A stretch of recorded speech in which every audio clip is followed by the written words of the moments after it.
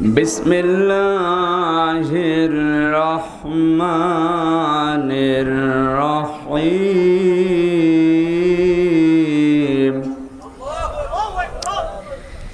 ইয়া আইয়ুহাল্লাযীনা আমানু আমিনু বিল্লাহ আমিনু বিল্লাহি ওয়া রাসূলিহি ওয়াল কিতাবিল্লাযী নাযালা আলা রাসূলিহি نزل على رسوله والكتاب الذي أنزل من قبل ومن يكفر بالله وملائكته وكتبه ورسله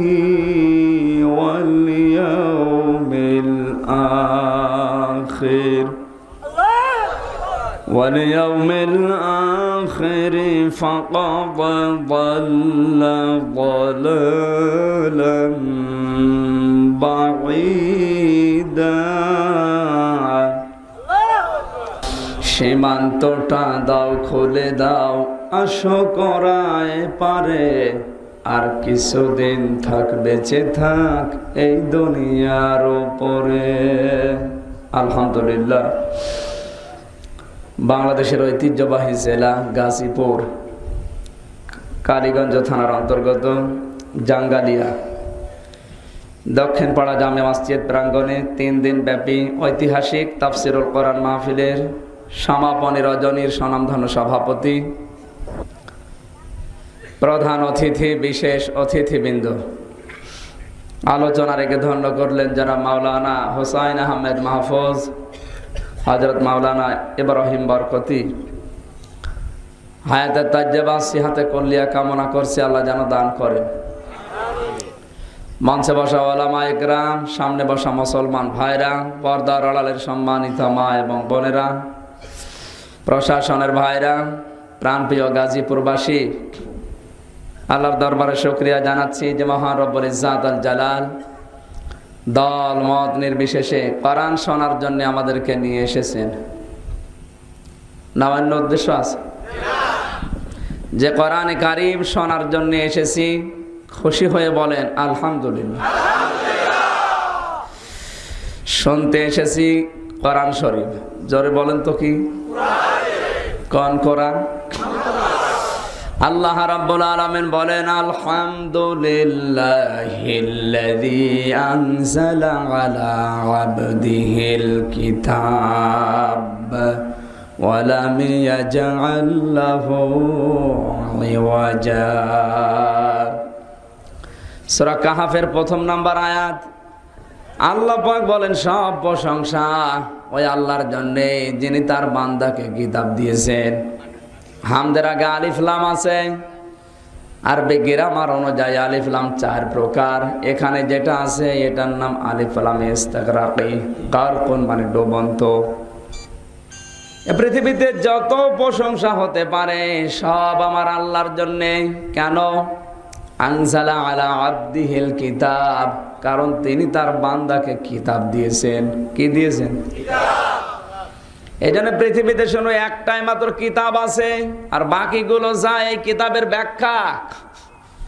আপনি বুখারী শরীফ, মুসলিম শরীফ, ইবনে মাজাহ শরীফ, এগুলো কিতাব না, এগুলো কিতাবের ব্যাখ্যা। কিতাব মাত্র একখানা, তার নাম কোরআন শরীফ। কি কথা বোঝেন?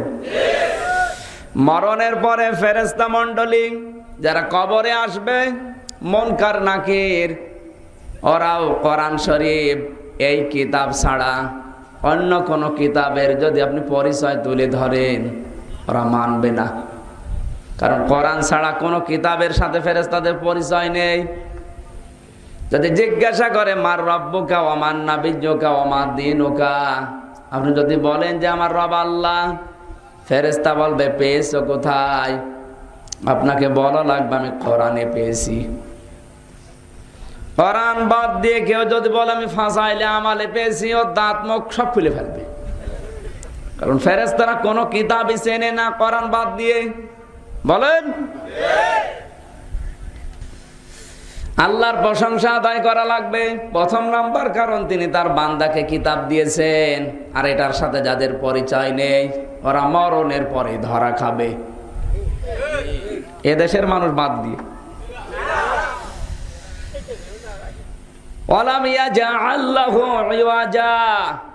আল্লাহ বলেন এমন কিতাব আমার বান্দাকে দিয়েছি যে কিতাবের ভেতরে কোনো বক্ষতা নেই, কোনো সংকীর্ণতা নেই, কোনো বাঁকা কথা নেই, কোনো গোপন কথা নেই, তথা কথিত কোনো মারেফতের কথা কোরআনে নেই।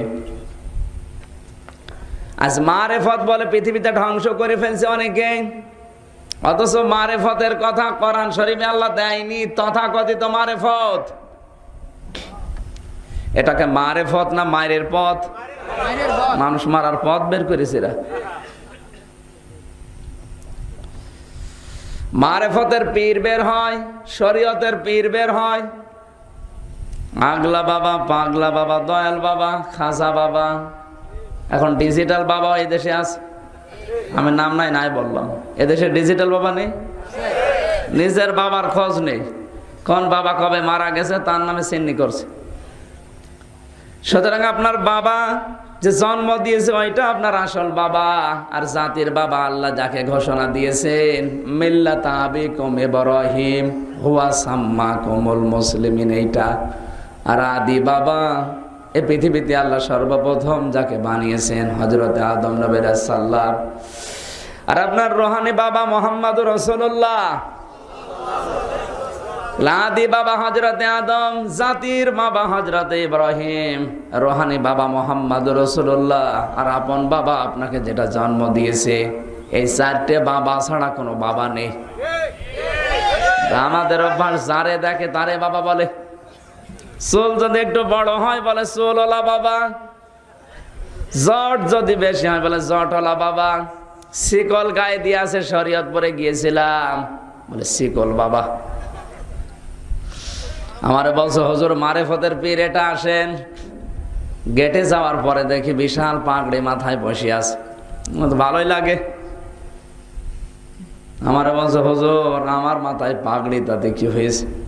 ভেতরে যে বাবা আছে বাবা কিন্তু ঠিকই ন্যাংটা, ভেতরে যে দেখি হ্যাঁ একেবারে ন্যাংটা, কিছু নেই। আমার দিকে তাকায় আর বলে ঘৃণা করবেন না, আমার ভেতরে মাল আছে।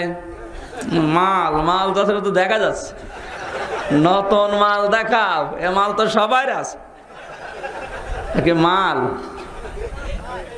এটাও নাকি মারেফত?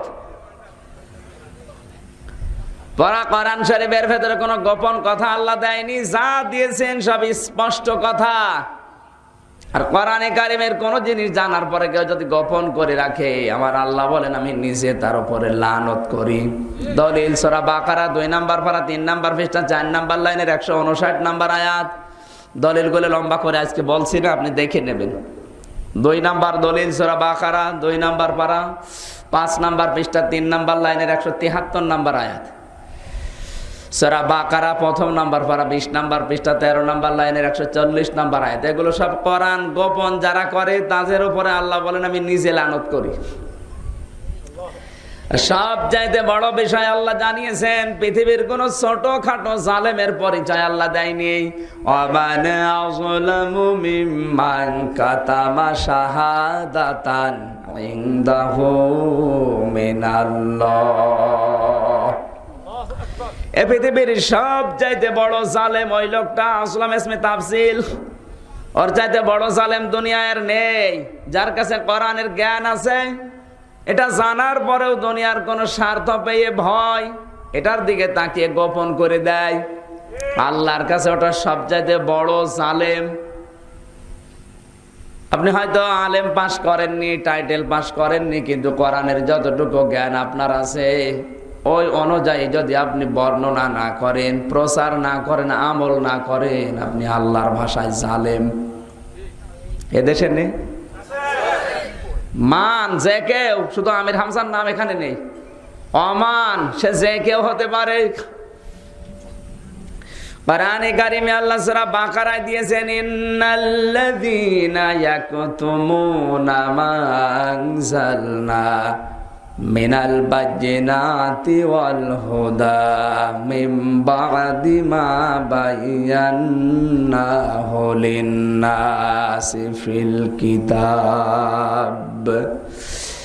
নিশ্চয় যে বা যারা, আল্লাযীনা ইসমে মাউসুলা, এখানে যারা আছে আমরা সবাই, এমনকি এটা আজকে ইন্টারনেটে যাবে, এই বক্তব্যটা কালকে সকালে তামাম দুনিয়ার 228টা রাষ্ট্র পেয়ে যাবে। যাদের কাছে এই বক্তব্য পৌঁছাবে ওরা কোরআনে কারিমের কোনো বিষয় জানার পরে মানজালনা, যেটা আমি আল্লাহ নাজিল করেছি, মিনাল বায়্যিনাতি ওয়াল হুদা, স্পষ্ট দলিল প্রমাণ আর পথ নির্দেশিকা দিয়ে। কেন দিলাম? মা বায়্যানাহু লিন-নাসি ফিল কিতাব, মানুষের কাছে বর্ণনা করার জন্য দিয়েছি। এখানে লিন-নাস আল্লাহ দিয়েছেন, লাম শব্দটা 13টা অর্থে ব্যবহার হয় গ্রামার অনুযায়ী। এর 9 নম্বর কায়দায় লেখা আছে লাম ব্যবহার করা হয়, বালাগাত মান থেকে এটা পাবেন। লাম ব্যবহার করা হয় যাদের ভেতরে জীবন আছে। কথা বোঝেন আমার? জীবন যাদের আছে তাদের জন্য লাম ব্যবহার করা হয়। আল্লাহ দিয়েছেন মা আনজালনা মিনাল বায়্যিনাতি ওয়াল হুদা মিন বা'দি মা বায়্যানাহু লিন-নাস ফিল কিতাব। এই কিতাবে আমি যা দিয়েছি এগুলো বর্ণনা করবে জিন্দা মানুষের সামনে। কিন্তু আজ পৃথিবীর নিয়ম পাল্টিয়ে গেছে। কোরআন শরীফ এখন জিন্দা মানুষের সামনে পড়া হয় না, পড়া হয় মরা মানুষের সামনে। আরো আসতে বলেন। এদেশের মানুষের ধ্যান ধারণা ঠিক ওই কায়দায় চলছে। কোন মানুষ যখন মারা যায়, কিছু মানুষ মনে করে বাবা মারা গেছে, হাফেজ নিয়ে এসে 40 খতম পড়াবো, ও যা কাম কোকাম করেছে সব মাফ। কোরআন শরীফকে তারা 7 দিন, 40 দিন, 1 বছর বের করার কিতাব বানিয়েছে। কথা বলে। 2 নম্বরে কিছু মানুষ মনে করে জিন ভূত লেগেছে, ভয় লেগেছে, একটা তাবিজ দেওয়া লাগবে কোরআনের আয়াত পড়ে। কোরআনকে ওরা তাবিজের কিতাব বানিয়ে ফেলেছে। 3 নম্বরে কিছু মানুষে কোরআনকে দাওয়াত খাওয়ার কিতাব বানিয়েছে। 3 দিন, 7 দিন, 40 দিন, 1 বছর বের করে কোরআন পড়ে পড়ে দাওয়াত খায়। গাজীপুরে নেই। অথচ কোরআনে কারিমে আল্লাহ দিয়েছেন কোরআন বর্ণনা করা লাগবে জিন্দা মানুষদের সামনে। এই পরিবেশগুলো আজ নষ্ট হয়ে যাচ্ছে।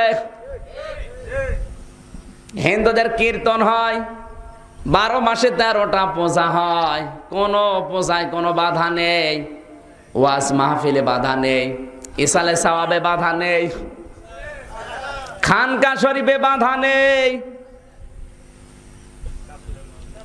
মিলাদ মাহফিলে বাধা নেই, দুয়ার মাহফিলে বাধা নেই, ওরস শরীফে বাধা নেই, ওরস মোবারকেও বাধা নেই, ফাতিহা শরীফেও বাধা নেই। যত বাধা তাফসীর মাহফিলে। কারণ ওরা জানে কোরআন শরীফ যদি জিন্দা মানুষদের সামনে পড়ে আর এরা যদি কোরআন বুঝতে পারে, আমরা যে শয়তান, এই শয়তানি আর করা যাবে না। কারণ তাফসীর শব্দটা খুব গুরুত্বপূর্ণ। তাফসীর মানে উন্মুক্ত করা, কোন জিনিস ঢাকা আছে ওই ঢাকনা খুলে ফেলা, উলঙ্গ করা। আপনি কি জানো মেম্বার সাহেবের বাড়িতে গেলেন, ডাক দিলেন, মেম্বার সাহেব বাড়িতে আছেন, ছোট্ট বাচ্চা বেরিয়ে এসেছে, ডাক দিয়ে বলে আঙ্কেল আমার বাবা বাড়ি নেই, 3 দিন পরে আসবে, ঢাকায় গেছে। এত মোলায়েম কণ্ঠ দিয়ে ডাক দিয়েছে, মধুর কণ্ঠে। ওটা কি ছেলে না মেয়ে আপনি অনুমান করতে পারেন না। এখন যদি চিন্তা করেন যে নাম জিজ্ঞাসা করে, তাও আপনি বুঝবেন না, কারণ এদেশে ছেলে আর মেয়ের নাম সমান সমান। মাহিয়া মাহি নায়িকা আছে না নেই? মাহি বি চৌধুরী পুরুষ মানুষ। সুতরাং এমন নাম যদি বলে আপনি তো বুঝবেন না। এটা আম্মু বলবেন না আব্বু বলবেন, আপনি স্থির করতে পারেন না।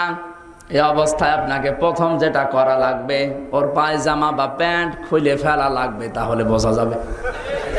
আপনি হাসতেছেন না?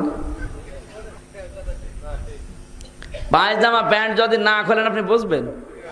বলেন।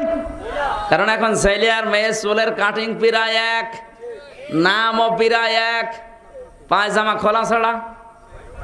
বলেন। পায়জামাটা খোলার পরে আপনি বুঝবেন এটা আম্মু না আব্বু। আজ পৃথিবীতে ঠিক এই অবস্থা। হাফেজ ইবনে হাজার আসকালানী রাহমাতুল্লাহ আলাইহি তিনি লিখেছেন তার কিতাবের ভেতরে, তার বইয়ের ভেতরে এই শব্দটাই দিয়েছেন, তাফসির ফাতহুল বারী, বুখারী শরীফের ব্যাখ্যা গ্রন্থ। যতগুলো ব্যাখ্যা পৃথিবীতে মানুষ দিয়েছে বুখারী শরীফের ফাতহুল বারীর মতো এত উত্তম, সুন্দর, সহজ সরল ব্যাখ্যা আজ আমি পাইনি। বুখারী শরীফের 19টা ব্যাখ্যা আমি দেখেছি বিশ্ববিদ্যালয়ে, এইটার মতো এত সহজ সরল সুন্দর ব্যাখ্যা আজও পাইনি। তিনি ব্যাখ্যা করতে গিয়ে লিখেছেন, ছোট্ট বাচ্চাটার পায়জামা খুললে যেমন বোঝা যায়, কোরআন থেকে যখন সঠিকভাবে চিন্তা মানুষের সামনে তাফসির করা হবে, সঠিক তাফসির করা হবে, তখন এই দেশে এই সমাজে যারা বিভিন্ন আবরণ দিয়ে নিজেদেরকে ঢেকে রেখেছে, বিশেষ করে বেদাত দিয়ে, শিরিক দিয়ে, জুলুম দিয়ে, অত্যাচার দিয়ে, সুদ ঘুষ দুর্নীতি, এ সমস্ত আবরণ দিয়ে নিজেদের শরীরকে ঢেকে রেখেছে পর্দা করে, কোরআনের আসল তাফসির করলে ওগুলো সব উন্মুক্ত হয়ে যাবে। জাতি তখন বুঝবে এটা জাতির শত্রু। কথা বলেন ঠিক কিনা? এই জন্য তাফসির মাহফিলে বাধা, অথচ আমরা আজও বুঝিনি। অনেকে বলে এত বড় ওরস করি কোনো বাধা নেই, আরো পাহারা দেয় এসে, আর তাফসির মাহফিল করলেই বাধা দেয়। কেন দেয় এবার বোঝেন। এমপি হওয়ার আগে 5 বিঘা জমিও ছিল না, 5 বছরে এমপি শেষ, 350 বিঘা জমির মালিক। ওগুলো সব ফেরেশতারা দিয়ে যাচ্ছে। 20 কোটি টাকা যদি খরচ করে এমপি হওয়ার সময়, 5 বছরে 20,000 কোটি টাকার মালিক হয়। কোরআনের তাফসির করলে ওদের ওইগুলো সব উন্মুক্ত হয়ে যাবে। এই জন্য ওরা বাধা দেয়। অথচ আল্লাহ কোরআনের বর্ণনা দেওয়ার সময় জানিয়েছেন এটা বর্ণনা করা লাগবে যারা জীবিত জিন্দা তাদের সামনে। আমরা জীবিত না মরা? কিন্তু আমাদের সামনে এখন কোরআন বর্ণনার উপায় নেই। তাফসির মাহফিল করতে গিয়ে বাংলাদেশের কমপক্ষে 8 থেকে 10 জায়গায় অনুমতি নেওয়া লাগে। প্রথমে এসআইর কাছে নেবেন, এরপরে টিএনওর কাছে, এরপরে ওসির কাছে, এরপরে এসপির কাছে, এরপরে ডিসির কাছে, এরপরে ওই এলাকায় যিনি দায়িত্বে আছে তার কাছে। আমি কি মমতাজের গান দিচ্ছি? অনুমতি লাগবে। মুসলমানের দেশে 96% মুসলমান। এই ছেলে,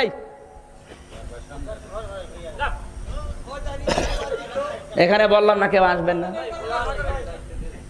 কোরআন শুনতে হলে অ্যাক্টিভ হওয়া লাগে, যেভাবে আছেন আরো অ্যাক্টিভ হওয়া লাগবে। যার মনোযোগ যত বেশি কোরআনের আলোচনার দিকে থাকবে, আল্লাহ তত বেশি তাকে হেদায়েত দেবে ইনশাআল্লাহ। ফাসতামিউ লাহু আনসিতু, চুপ থাকা লাগবে আর কান লাগানো লাগবে। কারণ এটা আমির হামজার কথা না। ইয়াইজুকুম, আল্লাহ বলেন ওয়াজ তো করি আমি। ওয়াজ কে করেন? আমির হামজার বাবার ক্ষমতা আছে 1.5 ঘন্টা মানুষ এক জায়গায় বসিয়ে রাখা? আমি তো শুধু রিলে করছি, অ্যাডভার্টাইজ করছি। ওয়াজ তো আসল আল্লাহর। সুতরাং ওয়াজ বিরোধী যারা বাংলাদেশে, যারা তাফসির বিরোধী, ওরা সরাসরি আল্লাহ বিরোধী। এদেশে আছে না নেই? কেউ ডাইরেক্ট দিচ্ছে, কেউ ইনডাইরেক্ট দিচ্ছে। গত পরশু দিনের মাহফিলে 144 ধারা দিয়েছে মাগুরাতে। কমপক্ষে মনে হয় 60 থেকে 70 হাজার মানুষ দিনের বেলা হতে দিল না, উঠতেই দিল না। বলছে আমাদের বিরুদ্ধে কথা বলে। আরে ভাই, আপনার বিরুদ্ধে না, আপনি ঘুষ খান, আপনার বিরুদ্ধে তো যাবে। আপনি মানুষকে ধোঁকা দিয়ে বোকা বানিয়ে রেখেছেন, আপনার বিরুদ্ধে যাবে না, শয়তানের বিরুদ্ধে যাবে। আমার বাবাও যদি ওই চরিত্রে হয়, বাবার বিরুদ্ধেও যাবে। আপনি নিজেকে সংশোধন করেন। আরে মাহফিল দিয়েছে এলাকাবাসী এই জন্য যে আমরা যেন পরিবর্তন হই, নাকি লোক দেখানোর জন্য দিয়েছে? সুতরাং দলমত নির্বিশেষে যারা এসেছেন, কোরআনে কারিম থেকে আজকে আলোচনায় 1-1.5 ঘন্টা যতটুকু সময় আমি এই আয়াতটা বোঝাতে লাগে, দেবেন তো সময়? কোরআনে কারিম জিন্দা মানুষদের সামনে বলার পরিবেশ নষ্ট করে ফেলেছি আমরা। এখন বলতেও দেয় না, নিজে তো শোনেই না, কেউ শুনবে সেটাও করতে দেয় না। আমার দাদা বলছিল, পাক হানাদার বাহিনী পাকিস্তানের এরা যখন স্বাধীনতা যুদ্ধের সময় এসেছিল, যারে পায় তারে জিজ্ঞাসা করে, এই তুই মুসলমান না হিন্দু? এক লোক ডাক দিয়ে বলে, আমি মুসলমান। তাহলে কালেমা বল, লা ইলাহা ইল্লা আনতা সুবহানাকা ইন্নী কুনতু মিনাজ জালিমিন। পাক হানাদার বাহিনী বলে, বেটা বিয়াদব, বেটা তো মুসিবতের দোয়া। বলছে, স্যার আমি কি কম মুসিবতে আছি? দাদার ওই গল্পটা আমার 100% মিলিয়ে যায় বাংলাদেশের সাথে। 96% মুসলমান। আর এই দেশে কোরআনের কথা প্রচার করতে গেলে আমি কি কম মুসিবতে আছি? অনেকে পেছন দিক থেকে টানা টেনে যাচ্ছে, কেউ হাত চেপে ধরছে, তা আমি বলবো কি? সব কিছু বাধা, কোনো কিছুতে বাধা দেয় না, শুধু তাফসীর মাহফিলে বাধা। কারণ এরা ভালো করে জানে, আবু জাহেল ভালো করে জেনেছিল যে মুহাম্মদ কি বলতে চায়। এই জন্য নবীরা, যত নবী পৃথিবীতে এসেছে, ইমানের দাওয়াত যারা দিয়েছে তারা মুসিবতে ছিল, আর যারা দাওয়াত কবুল করেছে তারাও মুসিবতে ছিল। আজও পৃথিবীতে এইটাই আছে, যারা ইমানের দাওয়াত নবীজির মতো দেয় তারা মুসিবতে আছে, আর যারা সাহাবীদের মতো কবুল করে তারাও মুসিবতে আছে। আর যারা আব্দুল্লাহ ইবনে উবাইয়ের মতো দাওয়াত দেয় আর আব্দুল্লাহ ইবনে উবাইয়ের মতো কবুল করে, ওদের কোনো অসুবিধা নেই। আরো আসতে বলে, আপনার দাওয়াত যদি নবীজির মতো হয়, কোরআনের মাহফিল থেকে বলছি, অবশ্যই আপনাকে দেশ ত্যাগ করাও লাগতে পারে, জেলখানা যেতে হতে পারে, এমনকি ফাঁসির অর্ডারও আপনাকে দিতে পারে, কারণ আপনার দাওয়াত নবীর মতো। আর নবীর দাওয়াত যারা মেনেছে তাদের অবস্থা বেলালের মতো হতে পারে, জেল থেকে বের হওয়ার পরে আবার ধরে জেলে দিতে পারে। এ দেশে না, অন্য দেশে। তার বাস্তব প্রমাণ শফিকুল ইসলাম মাসুদ। আরো আসতে বলে, যুবক মানুষ, বউ ছাড়া থাকা অত সহজ না। বিয়ে যারা করেনি ওরা বুঝবে না। আর তাও যেমন তেমন বউ না। বাংলাদেশে যত বউ আছে, শফিকুল ইসলাম মাসুদের বউ মনে হয় 1 নম্বরে। ঠিক না বুঝে বলছে, চেনেন তারে?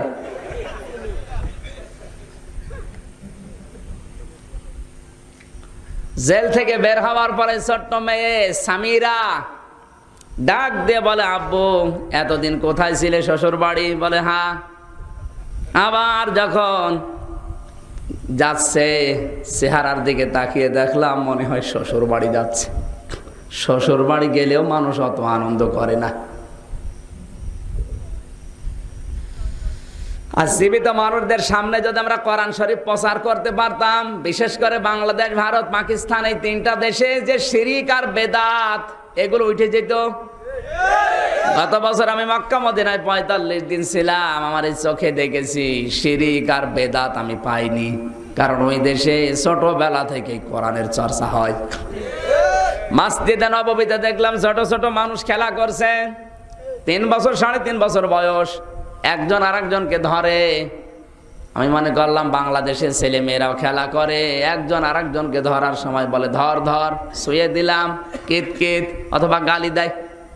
কথা বলেন। চিন্তা করলাম, দেখি এরা কি বলে। কান লাগিয়ে দেখি 3.5 বছর 4 বছরের বালক একজন আরেকজনকে ধরে। মায়ের সাথে নামাজ পড়তে এসেছে নবীর মসজিদে, একজন আরেকজনকে ধরার সময় বলছে সুবহানাল্লাহ। কি শিক্ষা তাদের!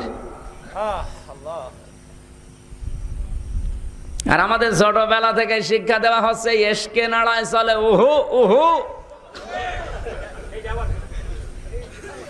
সেটা আবার কি আপনি বুঝবেন না? ওই যে ওরা জিজ্ঞাসা করে।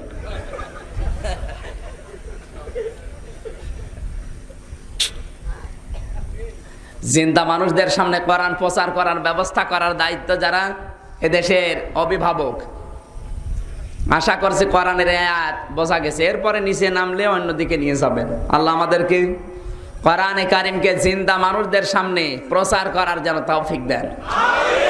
কেন? উলাইকা ইয়ালআনুহুমুল্লাহ, এটা যারা করবে না আমি আল্লাহ নিজে তাদের উপরে লানত করি।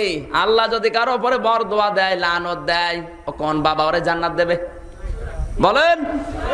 ওয়ায়ালআনুহুমুল লাঈনুন, বহু বচন, শুধু আমি একা না।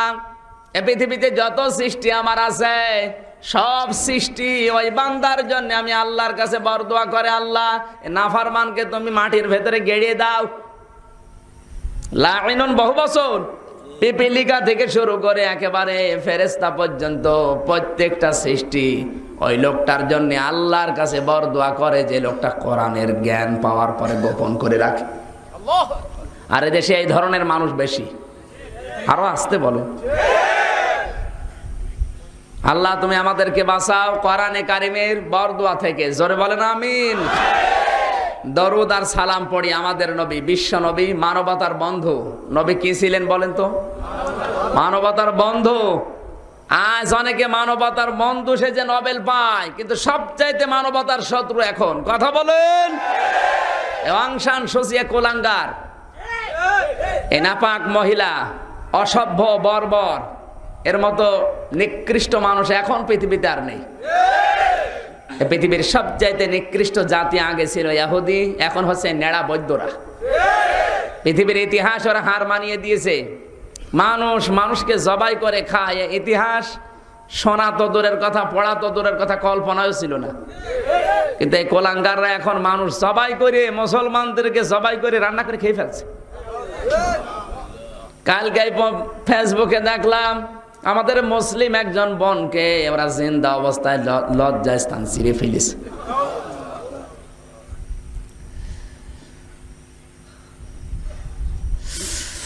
বলার ভাষা হারিয়ে ফেলেছি আমি।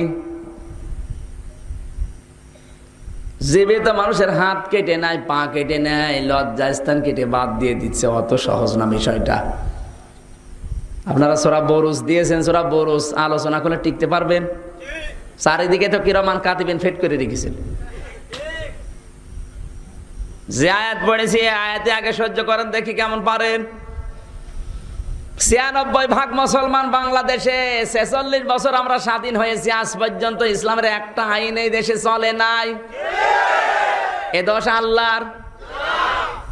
কোরআনে কারিমের নির্দেশ ছিল ওয়া'দাল্লাহুল্লাযীনা আমানু মিনকুম ওয়া আমিলুস সলিহাতি লা ইস্তাখলিফান্নাহুম ফিল আরদ কামাস্তাখলাফাল্লাযীনা মিন ক্বাবলিহিম ওয়া লা ইউমাক্কিনান্না লাহুম দীনাহুমুল্লাযী ইরতাদা লাহুম ইলা আখিরি আয়াত। সূরা নূর ১৮ নম্বর পারা ১৬ নম্বর পৃষ্ঠা ৩ নম্বর লাইনের ৫৫ নম্বর আয়াতের প্রথম অংশে আল্লাহ জানিয়েছেন, তাফসিরে ফি জিলালিল কোরআন থেকে বলছে, সাইয়্যিদ কুতুব রাহমাতুল্লাহ আলাইহি জেলখানায় বসে এইভাবে লিখেছেন, আল্লাহ পাক বলেন আমি আল্লাহর ওয়াদা, পৃথিবীতে যারা ঈমান আনবে আর ওই দাবি অনুযায়ী যারা ভালো ভালো কাজ করবে তাদেরকে আমি রাষ্ট্রের ক্ষমতা হাতে দিয়ে দেব। আল্লাহর ওয়াদা কি মিথ্যা? ৪৬ বছরে কোন হিন্দু তো আজ পর্যন্ত ক্ষমতায় আসে নাই। ৪৬ বছরে কিন্তু ইমানদার মুসলমানেরাই ক্ষমতায় আসে। কথা বলেন ঠিক কিনা? আজ এই দেশে ৪৬ বছরে একটা ইসলামের আইন কায়েম হয়নি, তাহলে বোঝা যাচ্ছে আল্লাহর কথা মিথ্যা। এখানে কোন কিন্তু আছে? এই রহস্যটা আবিষ্কার করার জন্য আমি আজকে সূরা নিসার এই আয়াতটা পড়েছি। কোরআন থেকে তাফসীর শোনার জন্য ৫টা বিষয় লক্ষণীয়। এটা হাসি তামাশা, খেল তামাশার জিনিস না। কোরআনে কারিমের তাফসীর যেখানে হবে সঠিকভাবে, মহান আল্লাহ গ্যারান্টি দিয়েছেন আমার রহমত নাজিল হবে। শুধু রহমত নাজিল না, ফাউলাইকা ইউবাদদিলুল্লাহু সাইয়্যাতিহিম হাসানাত ওয়া কানাল্লাহু গফুরুর রহিমা। সূরা ফুরকান ১৯ নম্বর পারা ৫ নম্বর পৃষ্ঠা ২ নম্বর লাইনের শেষ নাম্বার রুকুর ৭১ নম্বর আয়াতের শেষের অংশে আছে, আল্লাহ ফা দিয়েছেন বক্তব্যের মাঝখানে। ফা শব্দটা 19টা অর্থে ব্যবহার হয় বালাগাত মান থেকে। এর 13 নাম্বার কায়দায় লেখা আছে, উপরে বর্ণিত নিয়ম যদি কেউ মেনে নেয়, পরবর্তীতে শব্দটা ওর জীবনে 100% কার্যকর হবে। আল্লাহ দিয়েছেন ফাউলাইকা ইউবাদদিলুল্লাহু সাইয়্যাতিহিম হাসানাত। এই মানুষগুলো ইসমে ইশারা দিয়েছেন। ফাউলাইকা, এই যে এই মানুষগুলো যারা গাজীপুরের কালীগঞ্জের এই ময়দানে বসে আছে, এই মানুষগুলো আল্লাহ ইন্ডিকেট করে জানিয়েছেন এই মানুষগুলো কি ইউবাদদিলুল্লাহু সাইয়্যাতিহিম হাসানাত। কোরআনের মাহফিলে বসেছে, যদি এই কথাগুলো শোনার পরে আমল করার নিয়ত করে, ওর পেছনে যত অপরাধ ছিল সব আল্লাহ নেকি বানিয়ে দেবে। সাইয়্যাতিহিম বহুবচন, হাসানাত বহুবচন। সুতরাং এখানে আমাদের যত বড় গুনাহগার আমরা আছি, একটা গুনাহ আর বাড়ি যাওয়ার আগে থাকবে না, সবগুলো নেকি হয়ে যাবে কোরআনের বরকতে। সুতরাং এরকম নিয়ম নীতি নিয়ে শোনা লাগবে, আরো অ্যাক্টিভ হওয়া লাগবে। এটা দুনিয়ার সাধারণ বিষয় না, অনেক দামি জিনিস এটা। আল্লাহ রাব্বুল আলামিন যখন নিয়ে এসেছেন তখন 5টা বিষয় লক্ষণীয়। তাফসিরে মাযহারি আল্লামা সানাউল্লাহ পানিপতি রহমাতুল্লাহ আলাইহি 5টা বিষয় দিয়েছেন তাফসির শোনার জন্য। কোন আয়াত থেকে যদি কেউ তাফসির করে, আয়াতের 5টা বিষয় আপনাকে জানা লাগবে। 1 নম্বরে শুদ্ধ তেলাওয়াত, 2 নম্বরের অর্থ, 3 নম্বরে শানে নজরুল ঐতিহাসিক প্রেক্ষাপট, 4 নম্বরে আয়াতের বাস্তব ব্যাখ্যা, 5 নম্বরে আয়াতের মূল শিক্ষা নিয়ে বাড়ি যাওয়া। এই 5টা বিষয় নিয়ে বাড়ি যাবেন না? কারা যাবেন দেখি, হাত তোলেন দেখি। দেখেন তো হাত তোলেনি কে? হ্যাঁ, আলহামদুলিল্লাহ। তেলাওয়াত আমরা করেই ফেলেছি সবাই। সরল অর্থ বলছে, আল্লাহ ইমানদারকে ডাক দিয়েছেন, হে যারা ইমানের দাবি করো তাদেরকে বলছি ইমান আনো। ইমান যারা এনেছে তাদেরকে আবার বলেছেন ইমান আনো। আল্লাহর কি মাথা পাগল হয়ে গেল? কেমন হয়ে গেল? কাফেরদেরকে যদি বলতো যে ইমান আনো, তাহলে তো বলতো আমাদের ইমান নেই বলেছে। ইমানদারের তো ইমান আছে, আবার ইমান আনা দরকার কি? প্রিন্সিপাল সাহেব যদি কোনো ছাত্রকে ভর্তি হওয়ার পরে আবার বলে বাবা তুই আবার ভর্তি হ, ও যদি মাথার তার কাটা থাকে, স্ক্রু ঢিলা হয়, ও চিন্তা করবে আমি তো ভর্তি হয়েছি, আবার প্রিন্সিপাল ভর্তি হতে বলে, অবশ্য ওনার মাথা ঠিক নেই, বলবে না? কিন্তু ছেলেটা যদি বুদ্ধিমান হয়, মেধাবী হয়, বিচক্ষণ হয়, চিন্তা করবে আমি তো ভর্তি হয়েছি, আবার যখন প্রিন্সিপাল বলেছে ভর্তি হও, এক দৌড়ে যাবে কিরানির কাছে, ডাক দিয়ে বলবে ভাই ফর্মটা দেন তো দেখি, আমার বাবার নাম মনে হয় ভুল হয়েছে, আমার গ্রামের নাম মনে হয় বানানে ভুল আছে, অথবা মোবাইল নাম্বার মনে হয় দেওয়া হয়নি। কথা বলেন না কেন? আল্লাহ যখন ইমানদারকে ডাক দিয়ে ইমান আনার কথা জানিয়েছেন, যাদের ভেতরে ইমান আছে তাদের তো দৌড়াদৌড়ি করা দরকার। কোথায় কিরানি পাওয়া যায়, কোথায় আমার মাদ্রাসার অফিস, আমার ফর্ম কোথায়, অবশ্যই আমার মোবাইল নাম্বার ওঠেনি, আমার বাবার নাম ভুল হয়েছে। সুতরাং ইমানদারকে ডাক দিয়ে যখন ইমান আনার কথা আল্লাহ জানিয়েছেন, যাদের ভেতরে ইমান আছে ওদের এবার দৌড়াদৌড়ি করা লাগবে। কি কথা বলেন? 46 বছর পরেও বাংলাদেশে ইমান ইসলাম আল্লাহ দেয়নি ক্ষমতায়, তার কারণটা কি আজকে আমি আয়াত দিয়ে প্রমাণ করব। আল্লাহ যেন তৌফিক দেন আমাকে বোঝানোর আর আপনাদেরকে বোঝার। জোরে বলেন আমিন। ওই মাঝে মাঝে দোয়া করি আল্লাহর কাছে, এই যে কয়জন মানুষ হয়েছে কুষ্টিয়াতে, যদি মিলাদ হয় এর চাইতে ডবল মানুষ হয়। এমনিতেই মাহফিল এখন 50, 60, 1 লাখ মানুষ হয়, আর শুনলাম যে বিশাল মাহফিল 3 দিন ব্যাপী, তাই মিলাদের মতো মানুষ হয়েছে। যে বিষয়টা আজকে আলোচনার জন্য সাজিয়েছি, আমার 1 ঘন্টা কথা বলতে হলে কমপক্ষে 50 ঘন্টা পড়া লাগে। আমি পড়াশোনা করে কথা বলি, ওই কিচ্ছা কাহিনী আজে বাজে ও বাপ দাদার জিনিস আমি জানিও না, ওসব বলিও না। আর তাফসির মাহফিলে ওইসব বাজে কথা বলা জায়েজ নেই। কোন সাপের কাহিনী, মাছের কাহিনী, বাঘের কাহিনী এই দেশে চলে না, এলাকায় নেই। সেদিন সিরাজগঞ্জ রোডে এক লোক ওয়াজ করছে, ইমানদার বাঘ আর বেঈমান বাঘ। মানুষ বলছে সুবহানাল্লাহ, বাঘ আবার ইমানদার হয়? হুজুর এসব না বললে মানুষ থাকে না, শয়তানি করার জায়গা পাও না। তাফসির মাহফিল লিখা, একটা আয়াত নিয়ে শব্দ বের করো ওখান থেকে, এক একটা শব্দের ভেতরে 8টা 10টা অর্থ বের করে তাফসিরের নাম বলে মানুষকে বোঝাও। বুঝবে না মানে? মানুষকে বাবার কাহিনী শোনার জন্য আসে। আওয়াজ দিলে না কেন? আপনাদের আগে মনে হয় সব চলে।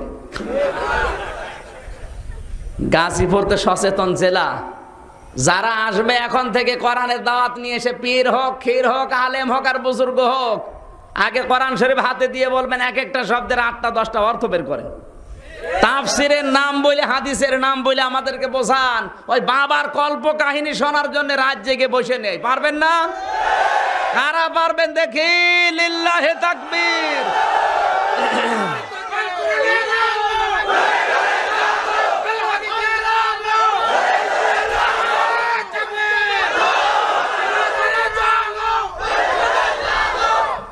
আলহামদুলিল্লাহ, আমরা কোরআন শুনতে এসেছি। খুশি না বেজার? তেলাওয়াত হয়েছে, সরল অর্থের দিকে যাচ্ছিলাম। ইমানদারকে ডেকে ইমান আনার কথা বলেছেন। আমানু আমিনু বিল্লাহ, এতটুকু পর্যন্ত আমি কথা বলবো আজকে। সব বলতে গেলে এরকম 14টা রাত লাগবে, এত কথা আছে। কোরআনের কথাও খুঁজেই পাই না। ওর বাবা আকাশ দিয়ে উড়ে গেছে, ওর বাবা পান খায়, ওই নিয়ে সারা রাত কাটিয়ে দেয়।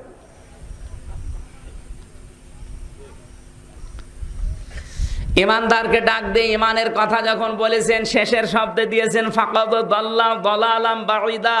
দাল্লা সলাসি মুজাররদের কায়দা। যদি আল্লাহ আদাল্লা দিত, ভাবে ইফাল থেকে এই শব্দটা যদি আসতো রুবাইয়ের কায়দা, তাহলে আল্লাহ নিজে আপনাকে গোমরা করে দিয়েছে, অর্থ আসতো এরকম। কিন্তু দাল্লা আগে ফাসে ফাকাদ দাল্লা। যে ব্যক্তি, এখানে প্রায় 7টা বিষয় আছে, এগুলো যারা মানে না, আল্লাহ বলেন মানুষগুলো নিজেরাই নিজেদেরকে গোমরা করে ফেলে, আমি আল্লাহর দোষ নেই। খুব গুরুত্বপূর্ণ বিষয়, কান খাড়া করে মিলাবেন আজকে। 3 নম্বরে ঐতিহাসিক প্রেক্ষাপট, শানে নজরুল। 4 নম্বরে এই বিষয়টা খুব গুরুত্বপূর্ণ, বাস্তব ব্যাখ্যা। বাংলাদেশে এটা নেই না, বাস্তব ব্যাখ্যা এদেশে নেই। কোরআনের আয়াতও পড়ে ঠিক, তেলাওয়াতও করে ঠিক, অর্থও বলে ঠিক, কিন্তু বাস্তব ব্যাখ্যাটা আর বলতে চায় না। কারণ বাস্তব ব্যাখ্যা বলতে গেলেই সমস্যা। আর কোরআন শরীফ এত বাস্তব, এখান থেকে 700 বছর 1000 বছর আগে যে সমস্ত মানুষ ডাক্তারি পড়েছে, যে সমস্ত বই পড়ে, ওই বই পড়ে যদি এখন কেউ ডাক্তারি পড়ে, ও ডাক্তার হবে? ও আরো রোগী মেরে ফেলবে। বলেন, এখান থেকে 700 বছর 1000 বছর আগে যে তাফসির গুলো কোরআনের লিখিত আছে, তাফসির ভুল আমি তা বলি না। অবশ্যই ওই যুগের জন্য এটা পারফেক্ট ছিল, কিন্তু জ্ঞানের আলোকে যুগের চাহিদা অনুযায়ী বাস্তবতার নিরিখে এখন যে যুগ জামানা, ওই 700 বছর 1000 বছর আগেকার ওই তাফসির এখন পড়ালে, আপনাকে বললে আপনি বুঝবেন না। আপনি যদিও বুঝতে পারেন, যারা বিজ্ঞান নিয়ে পড়ছে, বিশেষ করে যারা ডাক্তারি পড়ছে, ওদেরকে যদি আপনি 700 বছর 1000 বছর আগেকার ওই তাফসির, পুরাতন তাফসির যেগুলো তাফসিরে কাদিম, আপনি বোঝাতে চান, ওরা বলবে কোরআন শরীফ ভুল। না, নাউজুবিল্লাহ পড়ার দরকার নেই। কেন বলবে? খালাকাল ইনসানা মিন আলাক। আল্লাহ বলেন মানুষ বানিয়েছে আমি আলাক দিয়ে। আলাক কি? তাফসিরে কাদিম যেগুলো আছে, পুরাতন তাফসির, আপনি দেখেন 700 বছর 500 বছর আগের লিখিত তাফসিরে ওখানে লেখা আছে আলাক মানে জমাট বাঁধা রক্ত, আলাক মানে যোগ। যোগ চেনেন? যে পানিতে হয়, রক্ত চষে। কিন্তু এখন যে তাফসির গুলো আসতেছে, ডিজিটাল তাফসির, বর্তমান যুগের জ্ঞানের আলোকে যেগুলো লেখা হচ্ছে, 700 বছর আগে কম্পিউটার ছিল না, ফেসবুক ছিল না, ইন্টারনেট ছিল না, ইউটিউব ছিল না, টিউবম্যাট ছিল না, ছিল? এই যে ভিডিও, এইটাও ছিল না। ওই সময় যদি আপনি আলাক মানে বলতেন, যে আলাক মানে জ্বলে থাকা, বিশ্বাস করতো না, কারণ তো দেখা যাচ্ছে না। কিন্তু এখন মায়ের জরায়ুর ভেতরে সন্তান কিভাবে আছে, কম্পিউটার দিয়ে সবই দেখা যাচ্ছে। বলেন, এখন আলাক মানে কি? যারা বিজ্ঞান নিয়ে পড়ে, যারা সায়েন্স নিয়ে পড়ছে, যারা ডাক্তারি পড়ছে, মানুষের পেটের ভেতরে সন্তান কি করে আছে ওরা দেখতে পাচ্ছে। এই যে রাবারের উপরে কামড় দিলে যে দাঁত বসে, আল্লাহ পাক বলেন খালাকাল ইনসানা মিন আলাক, মায়ের জরায়ের ভেতরে ঠিক ওই কায়দায় দুইটা দাঁত বসানোর মতো ঝুলে থাকে। আমি সবগুলো তুলে নিয়ে এসেছিলাম কম্পিউটার দিয়ে, এখানে তার দেখানোর জায়গা নেই। দেখা যাচ্ছে ওদের কাছে যদি এই তথ্যটা দিতে চান, আমি নিজে পরীক্ষিত, এই তথ্যটা সঠিকভাবে পাওয়ার পরে 7 জন খ্রিস্টান ছাত্র মুসলমান হয়ে গেছে। এই জন্য কোরআন বাস্তব।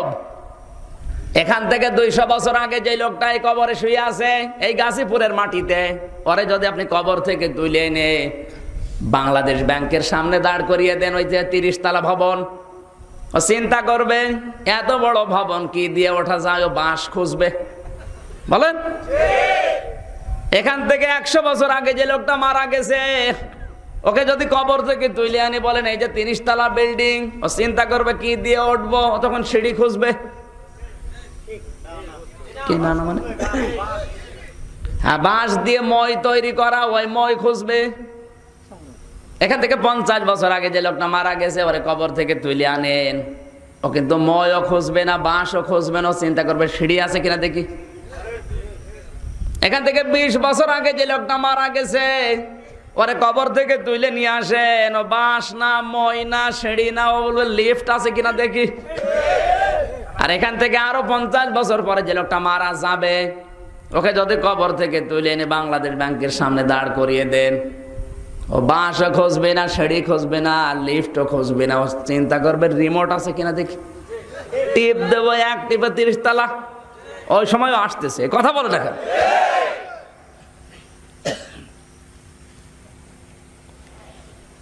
কোরআন শরীফ এত বাস্তব, ক্যামেরা ভিডিও আবিষ্কার হওয়ার আগে মানুষের মেধায় এ কল্পনাও আসে নাই যে একটা কাজ অতীত হয়ে যাওয়ার পর ওইটা আবার হুবহু দেখানো যায়। এটা ছিল মানুষের মেধায়, ছিল না। কোরআনে কারীম জানিয়েছে ফামাইয়া আমাল মিসকালা যাররাতিন খায়রান ইয়ারা ওয়া মাইয়া আমাল মিসকালা যাররাতিন শাররান ইয়ারা। সূরা জিলজালের ভেতরে আল্লাহ দিয়েছেন দুনিয়াতে একটা অনুপরিমাণ ভালো কাজ করলে আমি আল্লাহ ওকে দেখাবো, ওকে দিয়ে দেব। এই কথা আগেকার তাফসিরে আছে, আপনি তাফসিরে কাদিম খোলেন, ওখানে লেখা আছে দুনিয়ায় যদি কেউ অনুপরিমাণে ভালো কাজ করে, মন্দ কাজ করে, ওটা তাকে দেওয়া হবে। কিন্তু আল্লাহ দিয়েছেন ইয়ারা, মানে চোখ দিয়ে তাকে দেখতে পাওয়া, দেখিয়ে দেওয়া হবে। সে দেখতে পাবে চোখ দিয়ে যে আমি কি করেছি। কারণ এই যে ভিডিও হচ্ছে, কালকে যদি কেউ আমির হামজা লিখে ইউটিউবে, টিউব ম্যাটে, ইন্টারনেটে, ফেসবুকে সার্চ দেয়, এই ওয়াজটা ঠিক দেখতে পাবেন আপনি। শুধু আমির হামজা লিখে সার্চ দেবেন, চলে আসবে কি কি বলেছি আমি, সব কথাগুলো ভেসে উঠবে। ক্যামেরা ভিডিও আবিষ্কার হওয়ার আগে এ জ্ঞান মানুষের মেধায় ছিল না, ছিল। আমি কোথায় হাত নাড়িয়েছি, কোথায় কিভাবে জোরে কথা বলেছি, কার দিকে ইঙ্গিত করেছি, সব কিন্তু ওগুলো দেখা যাবে কালকে, দেখা যাবে না? আল্লাহ এইটা জানিয়েছে। কাউকে যদি একটা থাপ্পড় মারো, চড় দাও, ওই চড়টাকে আমাদের তুমি দেখতে পাবে। সুতরাং হিসাব নিকাশ করে দুনিয়া চলো। কোরআনের এই বাস্তব ব্যাখ্যাগুলো আজ বলা হয় না মানুষকে। আল্লাহ রাব্বুল আলামিন কোরআনে কারিমে দিয়েছেন ফালিয়ানজুরিল ইনসানু মিম্মা খুলিকা মিম্মা দাফিকিন ইয়াখরুজু মিন বাইনিস সুলবি ওয়াত তারাইব। সূরা তারিকের ভেতরে আল্লাহ দিনের রহস্যটা কি জিনিস দিয়ে তাকে বানালাম। বাবার স্ফলিঙ্গ দিয়ে দ্রুত গতিতে বের হয়ে যাওয়া নাপাক পানি, এটা মায়ের রেহেমের ভেতরে জমা করার পর 40 দিন অন্তর অন্তর পরিবর্তন করে তাকে আমি আল্লাহ মানুষের রূপ দিয়েছি। এখানে সলবন আল্লাহ 1 বচন দিয়েছেন, আর তারাইব দিয়েছেন বহু বচন। তাফসিরে মুফাসসির দিয়েছেন আল্লাহ সলবন এটা পুরুষের লজ্জাস্থান, আর তারাইব এটা মহিলাদের লজ্জাস্থান। পুরুষের বেলা আল্লাহ 1 বচন দিলেন, মহিলাদের বেলায় বহু বচন দিলেন, কারণ আছে না নেই? এসব তো আবিষ্কার করি না, মমতাজ কি করে মাজা দোলায় আবিষ্কার করে বেড়াচ্ছে।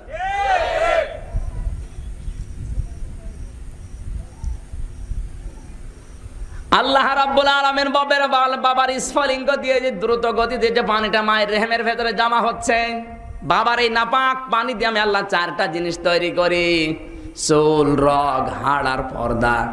আর মায়ের রেহেমের ভেতরে যে নাপাক পানিটা আছে, ওই পানি দিয়ে আমি আরো চারটি জিনিস বানাই: রক্ত, গোশত, চর্বি আর চামড়া। এই চার আটটা জিনিস যখন এক হয়ে যায়, বিজ্ঞান মাত্র 215 বছর আগে গবেষণা করে তথ্য দিয়েছে, একটা মানুষ পরিপূর্ণ করে বানাতে হলে কমপক্ষে 13টা উপাদান লাগে। কয়টা? আপনারা কেউ ঘুমাচ্ছেন? 13টা উপাদান লাগে। আপনার মা আর বাবা নাই দিয়েছে 8টা, বাকি 5টা দেবে আপনার কোন পীর সাহেব? আল্লাহ রাব্বুল আলামিন বলেন, জাআলা লাকুমুস সামআ ওয়াল আবসারা ওয়াল আফইদা লাআল্লাকুম তাশকুরুন। সূরা নাহাল 14 নম্বর পারা, 14 নম্বর পৃষ্ঠা, 14 নম্বর লাইনের 78 নম্বর আয়াতের শেষের অংশে আছে।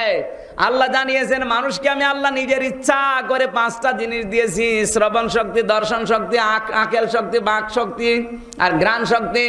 এই 5টা আমি আল্লাহ নিজে দিয়েছি, কারণ আমার নাম রব। আল্লাহর নাম কি? আরো জোরে বলেন। 8, 5, 13টা জিনিস যখন এক হয়, তখন ফেরেশতারা জিজ্ঞাসা করে, আল্লাহ এরে বানাবো কি, ছেলে না মেয়ে? তখন আমার আল্লাহ নিজে সিদ্ধান্ত দেওয়ার পর ওটা ছেলে অথবা মেয়ে হয়। আর আপনি মেয়ে হলে মন খারাপ করেন, তার মানে আল্লাহর ইচ্ছায় আপনার রাজি নেই। না, এই এলাকায় এসব নেই? বিজ্ঞান পরিপূর্ণ কোরআন দিয়ে আমার আল্লাহ সাজিয়েছেন, এই জন্য ডাকও দিয়েছেন ইয়াসিন ওয়াল কোরআনিল হাকিম ইলা আখিরি আয়াত। আজকে তেলাওয়াত করেছি সূরা নেসা। কোন সূরা? নেসা মানে মেয়ে লোক। নেসা মানে কি? আপনারা তাহলে আপনারা বাড়ি চলে যান। না মানে মেয়ে লোকের জন্য সূরা। আপনারা ওঠাউঠি করেন কেন? প্রসাব করবে যুবক মানুষে, কিসে প্রসাব? মুরব্বি মানুষ যায় যা, কিন্তু যুবক মানুষ উঠলে তো সমস্যা। 176টা আয়াত আছে, 24টা রুকু আছে। 20 নাম্বার রুকুর 136 নাম্বার আয়াত, একটা মাত্র আয়াত আমি পড়েছি। কোরআন শরীফের ক্রমিক নাম্বার এই সূরাটা 4 নাম্বার সূরা। কয় নাম্বার?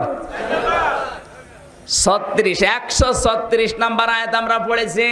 এবার দেখি আল্লাহ কেন আমাদেরকে আয়াতে ডাক দিলেন, ঈমান আনো। আমাদের তো ঈমান আছে না নেই? ঈমান না থাকলে আমরা গরুর গোশত খাই। হ্যাঁ, আমাদের এই দেশে একটা ধারণা আছে, আগা কেটে দিলে আমরা ঈমানদার। আগা কাটলে যদি মানুষ ঈমানদার হয়, মুসলমান হয়, তাহলে তো ছাগল বড় মুসলমান। ছাগলেরও আগা কাটা আছে না নেই? ওইটা কাটা মূল বিষয় না। ঈমানদারকে ডাক দিয়ে যখন আল্লাহ ঈমান আনার কথা বললেন, আর 46 বছরে বাংলাদেশে ইসলাম আসে না, এর কারণটা আজকে আমি নিরূপণ করে দেখাবো। আল্লাহ পাক যখন জানিয়েছেন ঈমান আনো, আজ বাংলাদেশে ওয়াজ হয়, আমলের ওয়াজ বেশি। খানকা শরীফে যাবেন, তাবলিগে যাবেন, কত জায়গায় আমি দেখেছি যেখানেই মানুষ যায়, বিভিন্ন জায়গায় আমলের ওয়াজ বেশি হয়। হ্যাঁ, আমল আপনি করেন, মানুষ আমলি হোক, অসুবিধা নেই, কিন্তু আমলটা টিকিয়ে রাখার জন্য যেটা আগে দরকার, ঈমান, ঈমানের কথা নেই। আমি কি বেশি বললাম? বোঝেননি আপনি কথাটা। আপনি যদি জাল দিয়ে মাছ ধরতে যান, জাল যদি ফোটা হয়, তাও 2-1টা মাছ ধরা যাবে না? যাবে না?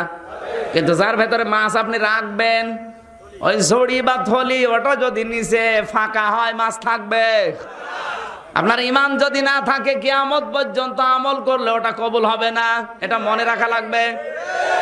70 বছরের হিন্দু জান্নাতি না জাহান্নামী? আরো জোরে, আরো জোরে। সকাল 10টার সময় মুসলমান হয়ে গেছে, 11টার সময় মারা গেছে, জান্নাতি না জাহান্নামী? অত এক ওয়াক্ত নামাজও পড়েনি। কারণ এক ওয়াক্ত নামাজ পড়ার যে সময়, ওই সময়টা ওর জীবনে পাইনি। সকাল 10টায় মুসলমান হয়ে 11টায় মারা গেছে, জোহরের নামাজ 1টায়, ও তো পাবে না। ও জান্নাতে যাবে গ্যারান্টি দিয়ে বলতে পারি আমরা। কথা বলেন ঠিক কিনা? কিন্তু কোন মানুষ যদি 70 বছর বয়সে কালেমা পড়ে সকাল 10টায়, আর দুপুর 2টায় মারা যায়, ও মারা যাওয়ার পরে জান্নাত পাবে না, আগে জোহরের নামাজের হিসাব দেওয়া লাগবে তারপরে। কথা বোঝা যায়নি? কি বুঝলেন এখান থেকে? 70 বছর বয়সে সকাল 10টায় ঈমান এনে 2টায় মারা যাচ্ছে, মাত্র 4 ঘন্টা হায়াত পেয়েছে। এই 4 ঘন্টায় যদি জোহরের নামাজের হিসাব দিয়ে তারপরের জান্নাতে যাওয়া লাগে, আমরা এমন ইমানদার, এমন মুসলমান, ছোটবেলা থেকে আমাদের ঈমান আছে কিন্তু এক ওয়াক্ত নামাজ নেই। কথা বলেন ঠিক কিনা? মারা যান, আপনি জবাব দিতে দিতে মরবেন। সুতরাং আজকের এই তাফসীর মাহফিল থেকে সিদ্ধান্ত নিতে পারি আমরা, একটা হিন্দু যদি এক ওয়াক্ত নামাজ কাজা করার কারণে ওরে জবাব দেওয়ার পরে মুসলমান হয়েও জান্নাতে পাবে না, আগে জবাব দেবে তারপরে। সুতরাং আমরা যারা মুসলমান দাবি করছি, সারাটা জীবনে নামাজ যতদিন আজরাইল না আসে আর ছেড়ে দেব না, এই সিদ্ধান্ত যারা নিতে পারেন তারা হাত তোলেন। লিল্লাহে তাকবীর।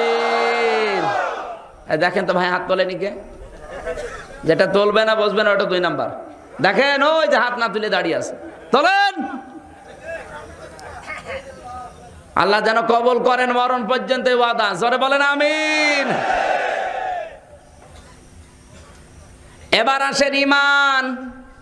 আল্লাহর প্রতি ঈমান আনা ছাড়া মুমিন হওয়াই যায় না। কথাটা ঠিক আছে? এখন আল্লাহর প্রতি ঈমান কি? যতগুলো তাফসীর আমি বিশ্ববিদ্যালয় প্রায় 42টা তাফসীর আমি মিলিয়েছি, আমানু আমিনু বিল্লাহ এই শব্দ দিয়ে গবেষণা করে আমি 4টা জিনিস পেয়েছি। কোন মানুষ যদি বলে আমানতু বিল্লাহ, আমি আল্লাহর প্রতি ঈমান এনেছি, তাহলে 4টা কথা তাকে স্বীকার করা লাগবে। এবার একটু ভালোভাবে শুনবেন, কারণ একটু গভীরের বিষয়। প্রতিটি ইবাদত 4টা বিষয়ের সাথে রিলেটেড। আপনি যদি হজ করতে যান, হজ করলে হাজী সাহেব হবেন, কবুল হবে না। 4টা বিষয় আপনার মুখ থেকে আল্লাহ বের করে নেয়। কাফনের কাপড় বা ইহরামের কাপড় যখন পরে আপনি লাব্বাইক আল্লাহুম্মা লাব্বাইক বলেন যে আল্লাহ আমি হাজির হয়ে গেছি, আমার হাজিরাটা লিখে নাও। আল্লাহ পাক বলেন গোলাম দাঁড়া, লাব্বাইক বললেই হবে না, তুই আগে বল লা শারীকা লাকা লাব্বাইক, আমি মুশরিক না, মুশরিকের দলের মেম্বারও না। এ কথাকে বলা লাগবে যে আমি মুশরিক না, মুশরিকের দলের মেম্বারও না, তাহলে তোর হাজিরা খাতায় নাম লিখে নেব। 2 নম্বরে আপনাকে বলা লাগে ইন্নাল হামদা, যত প্রশংসা আমি এখন থেকে করব সব তোমার জন্য। এই জন্য হামদের আগে আলিফ লাম, এর আগে ইন্না। যারা গ্রামার বোধে জিজ্ঞাসা করেন কত ভয়ঙ্কর শব্দ এটা, অবশ্যই আমি গ্যারান্টি দিয়ে বলছি যতদিন বেশি আছি তুমি বাদ দেওয়ার কারো প্রশংসা করবো না। 2 নম্বর নিয়ামতা, যত নিয়ামত আমাকে দিয়েছ লাকা সব তোমার জন্য। এই নিয়ামত বলতে ক্ষমতা আল্লাহর নিয়ামত। আরো আসতে বলেন, আপনার ছেলে মেয়ে ওইটাও নিয়ামত। জন্ম দেওয়ার সময় আল্লাহর কাছে আপনি বলেছিলেন বিসমিল্লাহি আল্লাহুম্মা জান্নিবনা শাইতান ও জান্নিবিশ শাইতান মা রাযাকতানা। হে আল্লাহ, তোমার নামে আরম্ভ করলাম, তুমি আমাকে আর আমার স্ত্রীকে শয়তান থেকে বাঁচাও, বিশেষ করে আমাদেরকে যে রিজিক দেবে তার মানে সন্তানাদি, এদেরকেও তুমি শয়তান থেকে বাঁচাও। এ দোয়া পড়ে না? পড়েছেন? জি। সেদিন রংপুরে এক মুরব্বী এসেছে দেখা করার জন্য। বছর হুজুর দোয়া করে না, মানে ছেলে মেয়ে কয়টা? বছর হুজুর 9টা। 9টা হয়ে গেছে, আবার দোয়া চাচ্ছেন। দোয়া করলে তো দেশ ভরে ফেলবেন। 9টা হয়েই গেছে দোয়া করার আগেই, তে আবার কিসের দোয়া করবো বলেন? ডাক দেয়া বললাম মুরব্বী সন্তান জন্ম দিয়েছেন 9টা, দোয়া বলেন। হুজুর এখনো পড়া হয়নি, তে আবার কবে পড়বেন?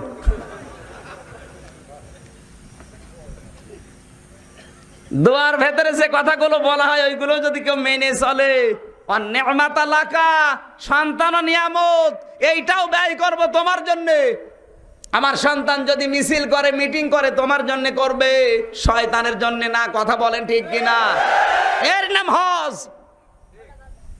সন্তান পাঠিয়ে দিয়েছে শয়তানের মিছিলের আগে আগে, আর উনি বসে বসে ইল্লাল্লাহ ইল্লাল্লাহ করছে। হজে যাওয়ার পরে গত বছর দেখেছি এক মুরব্বী শয়তানকে পাথর মারতে মারতে রাগ করে স্যান্ডেল মেরে ফেলিস। ডাক দিয়ে বললাম মুরব্বী বাড়ি কোথা? বলছে নোয়াখালী। স্যান্ডেল কই? তো শয়তান মেরে ফেলিস। বললাম মুরব্বি আপনি পড়িয়ে যাবেন, পড়ে গেলে মরিয়ে যাবেন, দাঁড়ান। লাই তুই আমারে ছাড়, আমি শয়তান মারবো। কানের কাছে মুখ নিয়ে বললাম মুরব্বি এখানে মাত্র পাথরের পিলার বানানো, এই শয়তান মারার জন্য আপনি এত ব্যস্ত। অথচ বাংলাদেশে যাওয়ার পরে শয়তানের মিছিলের ব্যানারের আগে ধরে থাকেন। আমারে বলছো হুজুর কি বললেন, পরে বলবো। কিছুই বোঝনি। এখানে পাথরের পিলার বানানো, এই শয়তান মারার জন্য এত পাগল। 3 লাখ 3.5 লাখ টাকা খরচ করে এসেছে। আর এই হাসি বাংলাদেশে যাওয়ার পরে শয়তানের মিছিলের আগে আগে ব্যানার ধরে থাকে, হুজুর ইচ্ছা আমরা তুলে নেব আমরা। এই কথা বলেন, এরকম হাসি দেশে আছে না নেই? ওকে হাসি না মুনাফিক? আর একটা নিয়ামত আল্লাহর জন্য ব্যয় হয় না, সব ব্যয় হয় শয়তানের জন্য। 3 নাম্বার কথা আরো কঠিন, অল মুলক। আমি যদি রাজনীতি করি, রাজ্য চালাই, বাংলাদেশে যাবার পর আমি যা করব রাজনীতি করলে তোমার নামে করব। অথচ এসে আমার আল্লাহর নামে চলে না, তখন শয়তানের নাম নিয়ে আরম্ভ করে। আল্লাহ শেষের দিকে বলে বান্দা দাঁড়া, বাড়ি যাবার আগে বল লা শারিকা লাকা লাব্বাইক, আমি মুশরিক না, তাহলে তোর হজ কবুল হবে। এই 4টা শর্ত আল্লাহ মুখ দিয়ে বের করিয়ে তারপরে বাংলাদেশে পাঠায়। দেশে আসার পরে সব ভুলে যায়। না এরকম হাসি নেই? আছে মানে আমরাই, আমিও তো হাসি। 4টা কথা মানুষ বলে আমার আল্লাহর কাবা ঘর চক্কর দিতে দিতে। আমার যতটুকু ধারণা বাংলাদেশে অন্য কোন মানুষ যদি কিচ্ছু না করে, শুধু যদি হাসিরা এই 4টা কথা মেনে চলে, কারণ সরকারে যিনি আছেন তিনিও হাসি, বিরোধী যিনি আছে তিনিও হাসি, এরপরে আমাদের চাচা এরশাদের সহধর্মিনী উনিও হাসি, সবই হাসি, অথচ একটা কথাও মিলাতে পারে না। আরো আসতে বলে এরকম প্রতিটা ইবাদতে 4টা বিষয় আছে। ওই যে মক্তবে পড়িয়েছিল ছোটবেলায়, আসলে পড়ি কি ওই সময় তো বুঝি না, এখন বুঝতেছি। নোরানি কায়দায় বগদাদি ওই সময় লিখা দেখেছিলাম, উস্তাদ পড়িয়েছে আমানতু বিল্লাহি কামা হুয়া বিআসমাইহি ওয়া সিফাতিহি ওয়া ক্বাবিলতু জামিআ আহকামিহি ওয়া আরকানিহি। এখানে 4টা শর্ত আছে। আপনি যখন বলেন আমানতু বিল্লাহ, 4টা বিষয় আপনার মুখ দিয়ে আল্লাহ বের করে নিচ্ছে। এই জন্য আমরা কেউ যদি বলি আমি আল্লাহর প্রতি ঈমান এনেছি, অনেকে ধারণা করে এত মুসলমান এই দেশে, 2য় বৃহত্তম মুসলিম দেশ পৃথিবীতে বাংলাদেশ, অথচ ইসলামের একটা আইন চলে না, কারণ আল্লাহর দোষ। তাহলে আল্লাহ যে ওয়াদা দিল আমানু ওয়াদাল্লাহুল্লাযীনা আমানু মিনকুম ওয়া আমিলুস সালিহাত লা ইস্তাখলিফান্নাহুম ফিল আরদ। পৃথিবীতে যারা ঈমান আনবে আর ওই দাবি অনুযায়ী যারা সৎ কাজ করবে, আমলে সালেহ করবে, আমি আল্লাহ তাদেরকে জমিনের শাসন ক্ষমতা হাতে দিয়ে দেব। আল্লাহর কথা মিথ্যা? আপনি প্রমাণ করবেন। এবার বাংলাদেশে এই 4টা শর্ত অনুযায়ী ঈমানদার দেশে আছে না নেই মিলাবেন। না না শেষ করে দেব না বলে 12টা পর্যন্ত তো চলবে ইনশাআল্লাহ, নাকি? 1 নম্বরে আপনি যদি বলেন আমানতু বিল্লাহ, আমি আল্লাহর প্রতি ঈমান এনেছি, তাহলে আপনি আল্লাহর অস্তিত্ব বিশ্বাস করা লাগবে এবং মানা লাগবে। আরো জোরে, আমি এমন আল্লাহর প্রতি ঈমান এনেছি যার অস্তিত্ব আছে। কথা বলেন ঠিক কিনা? আমার আল্লাহর অস্তিত্ব। আজ বাংলাদেশে 16 কোটি মানুষ, অনেক মানুষ এমন বলে there is no God, unseen is nothing. তাহলে এই কথা অনুযায়ী আপনি কি বুঝলাম? ঈমান আনলেই হবে না, 4টা বিষয়ের সাথে রিলেটেড। 1 নম্বরে আল্লাহর অস্তিত্ব বিশ্বাস করা লাগবে, মানা লাগবে। যারা মুসলমান দাবি করার পর আল্লাহর অস্তিত্ব বিশ্বাসও করে না, মানে না, ওরা মুসলমানের ভেতরে নেই। ডক্টর আহমেদ শরীফ, তাসলিমা নাসরিন, ডক্টর কবির চৌধুরী, ডক্টর হুমায়ুন আজাদ, এই যে নামগুলো বললাম সব কিন্তু মুসলমানের নাম। বলেন, অথচ একটা আল্লাহকে বিশ্বাস করতো না। ডক্টর আহমদ শরীফ মারা যাওয়ার সময় নাস্তিক বলেছে, দেখো ছাত্ররা, আমি যখন মারা যাব আমাকে কবরে দিবা না, আমাকে ধোয়ানোর দরকার নেই। ছাত্ররা বলে, স্যার তাহলে আপনাকে হিন্দু ধর্মের মতো পড়িয়ে ফেলি, বলেন না ও ধর্ম আমি বিশ্বাস করি না, মানি না, তাহলে আপনি করবো কি? একলাঙ্কার ডাক দিয়ে বলেছে, ছাত্ররা আমি যখন মারা যাবো আমার লাশ তোমরা ঢাকা মেডিকেল কলেজে দিয়ে দিও। ঢাকা মেডিকেলের ছাত্র ছাত্রীরা আমার লাশ কেটে কেটে ডাক্তারি শিখবে। মারা যাওয়ার পরে অ্যাম্বুলেন্সে করে নিয়ে গেছে মুসলমান ছাত্র ছাত্রী যারা মিছিল আরম্ভ করেছে, এ কোলাঙ্গারের লাশ দিয়ে আমরা ডাক্তারি শিখবো না। কারণ যে আল্লাহকেই মানে না, বিশ্বাস করে না, ওকে কেটে আমরা কি পাবো?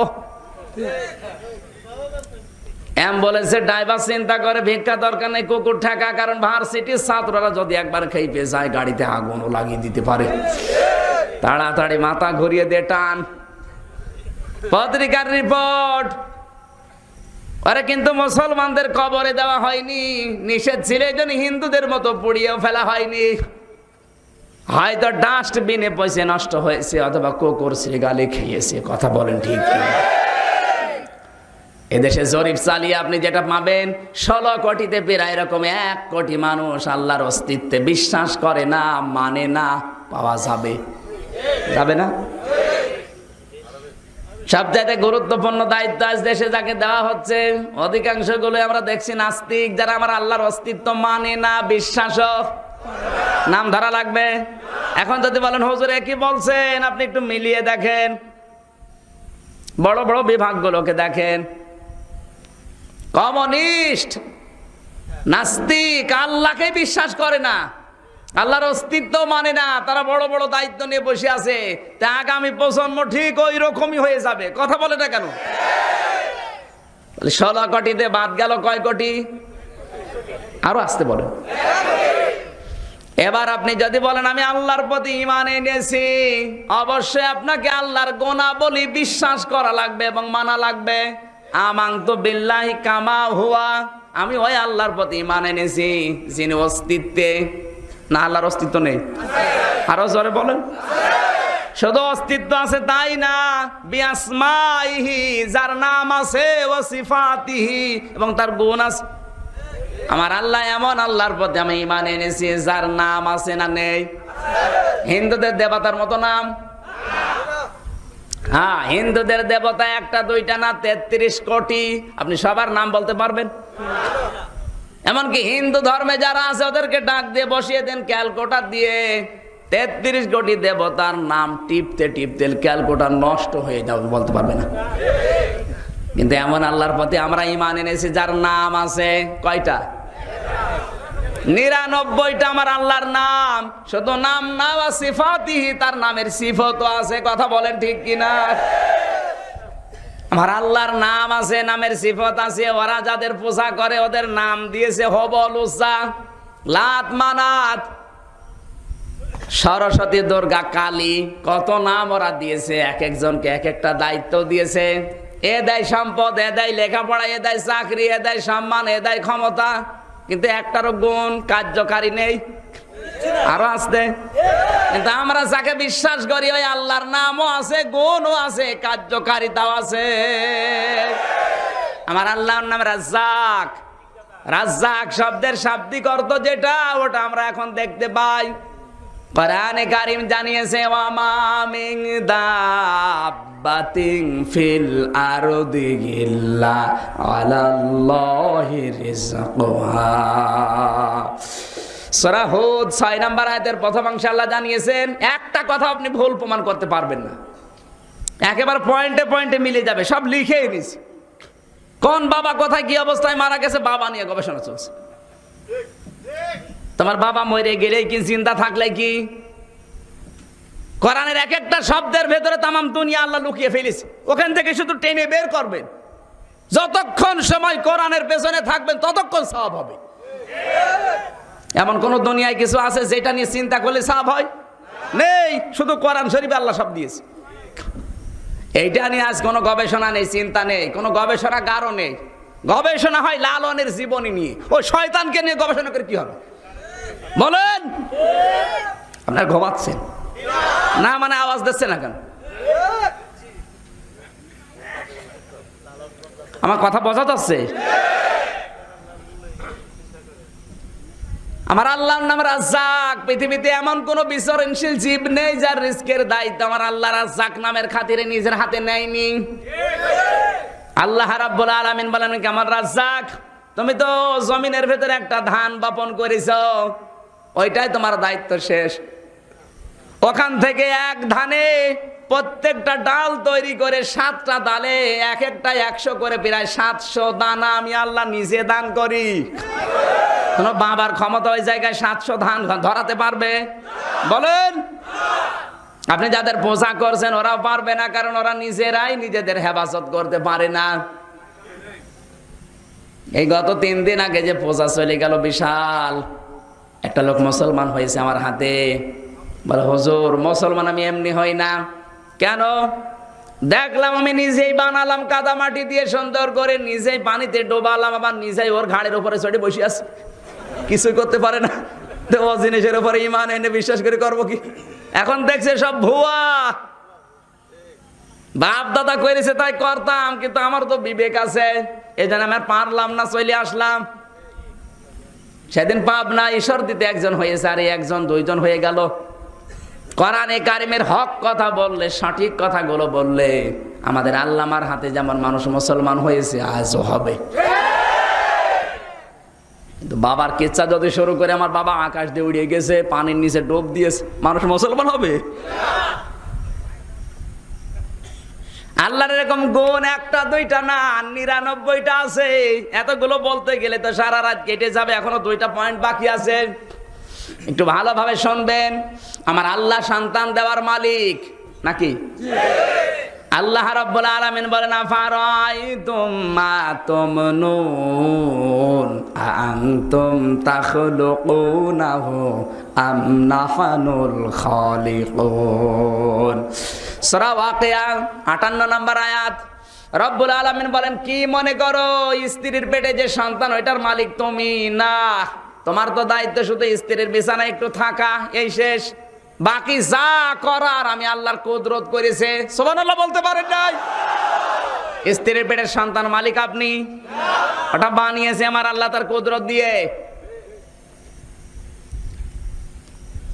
সন্তান দেওয়ার মালিক যেহেতু আল্লাহ, এই জন্য এখান থেকে সিদ্ধান্ত নেওয়া লাগবে পৃথিবীর কোন জিন্দা পীর, মরা পীর, কোন কবরে মাজারে, আল্লাহর ওলি বুজুর্গের কাছে না। ইব্রাহিম নবী সন্তান 80 বছর বয়সে আমার আল্লাহ দিয়েছিলেন, তাকে না দেয়নি? 80 বছর পর্যন্ত তিনি কোন কবরে মাজারে পীরের কাছে সন্তান চেয়েছে? আর আমাদের অভ্যাস পাল্টিয়ে গেছে। বিয়ের পরে যদি 7 বছর 10 বছর সন্তানাদি না হয়, ওর মন বিগড়িয়ে যায়, মাথা খারাপ হয়ে যায়। কোথায় মাজার আছে, কোথায় পীর আছে, সেখানে দৌড়ায়। বাংলাদেশে হাজারো মহিলাকে দেখেছি, সন্তান যদি একটু দেরি হয় 8 বছর 10 বছর, মরক রান্না করে, পোড়াও রান্না করে নিয়ে যায় পীরের দরবারে। জিজ্ঞাসা করবেন কোথায় যাচ্ছেন, বলে বাবা দোয়া করো আমার ছেলে মেয়ে হয় না, পীরের দরবারে যাচ্ছি। এ গাজীপুরে কুকুর আছে না নেই? বাচ্চা হয় না? কয়টা? 8টা 10টা করে বাচ্চা হয় বছরে। ও কোন পীরের দরবারে গেছে? আসতেছেন মানে?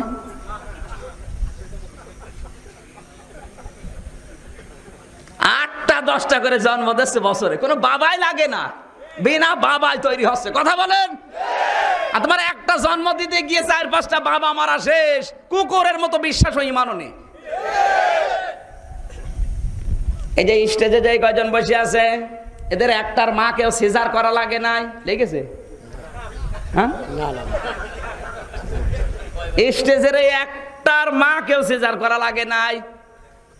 আর এখন এই যে আজকের রিপোর্ট, বাংলাদেশে 100টার 98টা মহিলা সিজার ছাড়া বাচ্চা জন্ম দিতে পারছে না। এমনকি যে এগুলো সব সিজারের, সিজারের তা দেখলেই বোঝা যায় পারছে না কেন। বাস্তব প্রমাণ। সন্তান পেটে আসতে দেরি, স্বামীকে ডাক দিয়ে বলে চলো কোথায়? কালীগঞ্জে। কেন? পেটের ভেতরে যেটা আছে ওটা জন্ডিস না লেডিস দেখা লাগবে। আমার মনে হয় 10 মাস 10 দিন সন্তান পেটে রাখতে গিয়ে 8-9 বার আল্ট্রাসাউন্ড করে এরকম মহিলা বাস না এলাকায় নেই? আল্ট্রাসাউন্ড করতে গিয়ে ডাক্তাররা মেশিং এর মাধ্যমে আপনার পেট, পিঠ, ভেতরে সব কিছু দেখে নিচ্ছে। আমি তো ডাক্তারের বিষয়ে কিছু জানি, আমি দেখেছি বাস্তবতা অনেক কঠিন।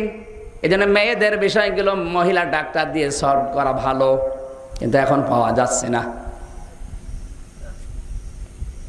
আল্লাহ রাব্বুল আলামিন ডাক দিয়ে বলে, বান্দি সেই বীর্য থেকে শুরু করে পর্যন্ত নিয়ে আসলাম, কোন রাস্তা দিয়ে বের করবো আমি আল্লাহ ভালো জানি। আর এখন আমার প্রতি তোমার ঈমান নেই, যত ভরসা সব ডাক্তারের উপরে। তোমার ওই হাইব্রিড বাচ্চা আমি ডাক্তার দিয়ে কেটে বের করব। এই জন্য হাইব্রিড বাচ্চা ডাক্তার দিয়ে কেটে বের করে হাইব্রিড শয়তান হচ্ছে। কি শয়তান? আরো জোরে, আরো জোরে, হাইব্রিড শয়তান। বাংলাদেশ এখন হাইব্রিড শয়তান ভরে গেছে। আমি নাম নাই নিলাম, কথা বলা লাগবে না নিচে নামবো? সব হাইব্রিড, কেউ চিনতো না, হঠাৎ আঙ্গুল ফুলে কলা গাছ হয়েছে। তাদেরই মসের বহর বেশি। আমার চেনো, তোমার চিনা লাগবে, তুমি কি কলে না বসন্ত? যেগুলো বলে দেখবেন আমার চেনো, ওদের হয় মস বড় নাই ভড়ি বড়। এত বড় বড় মস হয়, ও কোন হয়। আর ভড়ি মাশাআল্লাহ দেওয়ান বাগের মতো, ও কোন মারা যায় এত বড় ভড়ি। কথা বলে মা বোন যারা এসেছেন, আমার আল্লাহর নাম খালেক, তিনি সৃষ্টিকারী। সুতরাং আমার এমন আল্লাহর প্রতি আমি ঈমান এনেছি যে আল্লাহর নামও আছে, গুণও আছে, কার্যকারিতাও আছে। কথা বলেন ঠিক কিনা? একটা একটা করে যদি বলা হয় ৯৯টা রাত কেটে যাবে। আমি থিওরিগুলো আপনি দেখে নেবেন। আল্লাহর প্রতিটি নামের কার্যকারিতা আছে। আজ বাংলাদেশে আপনি বাংলাদেশের সাথে মিলান, ঈমান এনেছে আল্লাহর প্রতি, আল্লাহর অস্তিত্ব মানে বিশ্বাস করে, বুঝলাম। ওই ১ কোটি তো আগেই বাদ, বাকি ১৫ কোটি তো ঠিক আছে। ২ নাম্বারের এই বিষয়টা, আল্লাহর গুণাবলী, আল্লাহর নাম বিশ্বাস করে কিন্তু মানে না, এমন মানুষ নেই। আছে মানে হিসাব করলে দেখবেন ১৫ কোটিতে ৭ কোটি মাইনাস। আল্লাহর নাম বিশ্বাস করে, আল্লাহর নাম রাজ্জাক, কিন্তু রিজিক দাতা যে আল্লাহ, এইটার কার্যকারিতাই নেই। তখন মনে করেন আমার চাকরি, আমার ব্যবসা, আমার এই জমি, তাছাড়া হবে না। এই জন্যই মসজিদে হক কথা বলে না। কথা বলেন। বাংলাদেশে যার ঈমান আছে সে কোনদিন রিজিক দাতা যদি বলে আল্লাহ, মাথার উপরে মূর্তি রাখবে? এই আছে আমাদের ঈমানের চিহ্ন। রিজিক দাতা আল্লাহ বিশ্বাস করে, মানেও, কিন্তু বাস্তবতায় দেখা যায় মাথার উপরে মূর্তি রেখে দিয়েছে। না দিলে রিজিক বন্ধ, ওইটাই মেনে নিয়েছে। এ দেশে নেই, অন্য দেশে আছে। আমি নিচে নাই নামলাম, হিসাব করে আমি দেখেছি বাংলাদেশে এই হিসাবে আরো ৭ কোটি মাইনাস হয়ে যাবে, বাকি আছে ৮ কোটি। কত? এবার ৩ নাম্বার পয়েন্টটা মিলাবেন। আপনি যখন বলেছেন আমি আমানতু বিল্লাহ, আল্লাহর প্রতি ঈমান এনেছি, এই কথার সাথে 4টি কথা রিলেটেড। ৩ নাম্বারে আল্লাহর আইন বিশ্বাস করা লাগবে এবং মানা লাগবে। আরো জোরে, আমার আল্লাহ এমন আল্লাহ যার আইন আছে না নেই? কিন্তু এখন আপনি অন্যান্য দিকে যান, অন্য ধর্ম যারা মেনে চলে, ওদের দেবতার আইন আছে।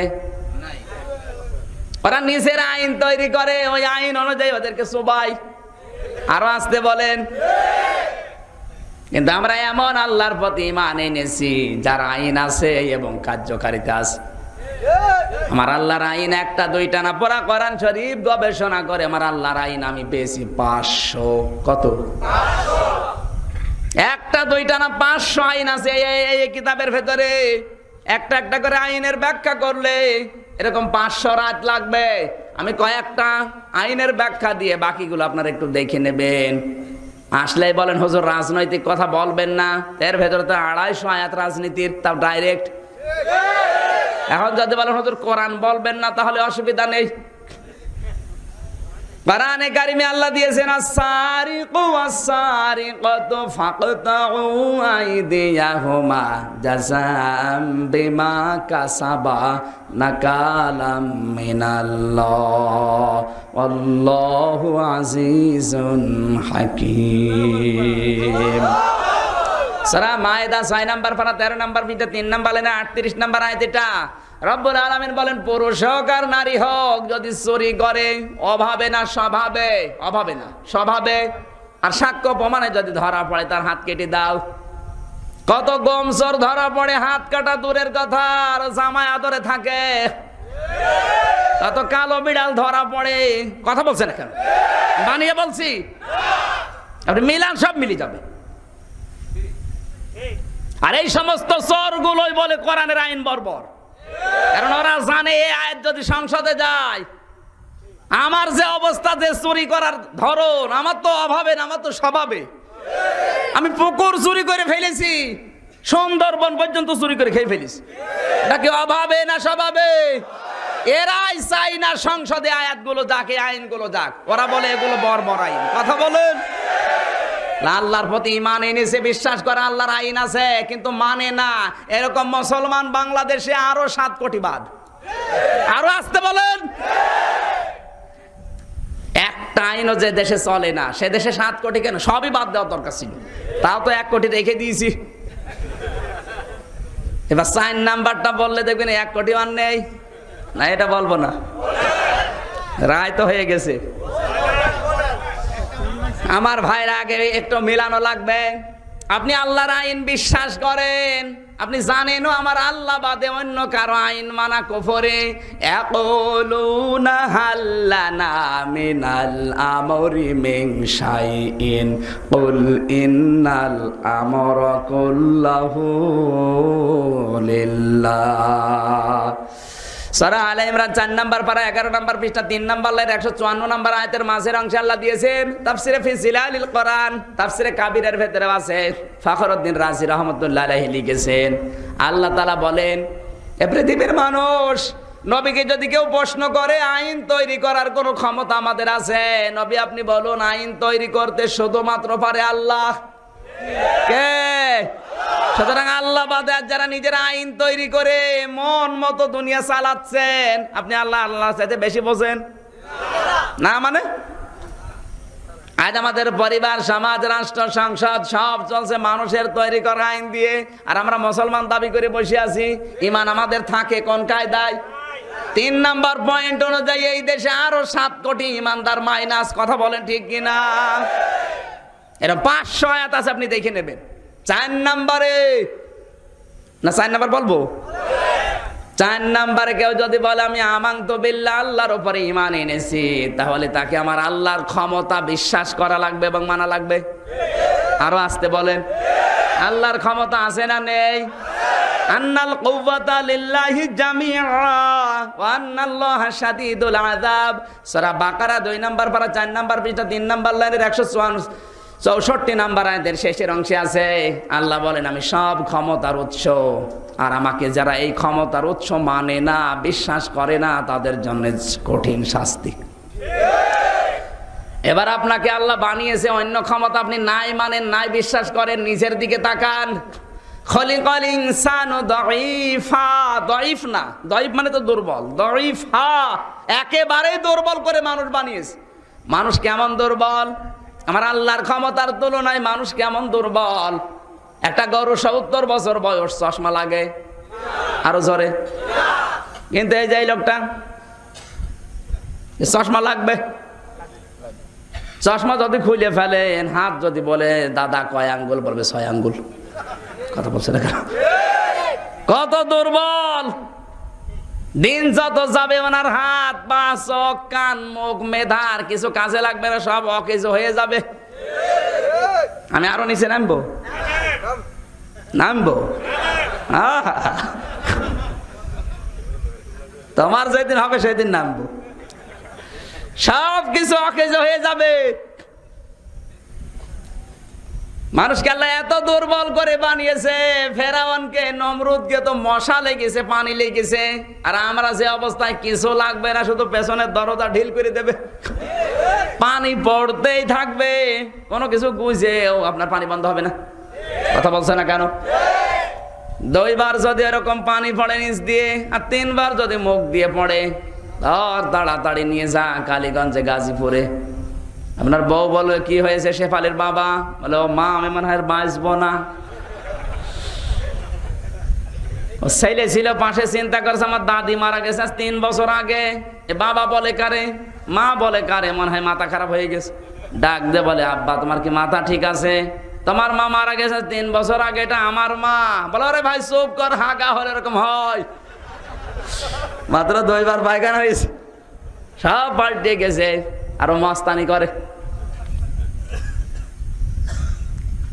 আর যাদের বিরুদ্ধে মস্তানি করো, ক্ষমতা দেখাও, তোমার টাইট করতে কিছু আল্লাহ লাগবে না, কারণ সব কিছুর উপরে ক্ষমতা চলে কার? এই ক্ষমতাটা বিশ্বাস করা লাগবে এবং মানা লাগবে। এটা নেই, উনি ঈমান নিয়ে বসে আছে। উনি মনে করে ক্ষমতা মানে চেয়ার, যে যখন চেয়ারে থাকে সে তখন গিয়ারে থাকে। এই যে আমি এখন চেয়ারে আছি, আমি এখন গিয়ারে আছি না, মানে মনে করছেন নামা লাগবে না, কিন্তু চেয়ারে বসার সঙ্গে সঙ্গে চেয়ার আমাকে মনে করিয়েছে আমির হামজা বেশিক্ষণ না, 12টা পর্যন্ত নামাই লাগবে, কারণ এরপরে তাহাজ্জুদের নামাজের পরে ফজরের নামাজের পরে কর্মজীবন। কথা বলেন কেন? এর চাইতে দামি জিনিস সামনে আছে, সুতরাং চেয়ারে বসলেই লাভ দেওয়া যাবে না। সূরা আলে ইমরান 3 নম্বর পারা 12 নম্বর পৃষ্ঠা 5 নম্বর লাইনে 27 নম্বর 26 নম্বর আয়াতে আপনি দেখবেন কোরআনে কারিমে আল্লাহ জানিয়েছেন, কুলিল্লাহুম্মা মালিকাল মুলকি তুতিল মুলকা মান তাশা ওয়া তানজিউল মুলকা মিম্মান তাশা ওয়া তুইজ্জু মান তাশা ওয়া তুযিল্লু মান তাশা বিয়াদিকাল খায়র ইন্নাকা আলা কুল্লি শাইইন কাদির।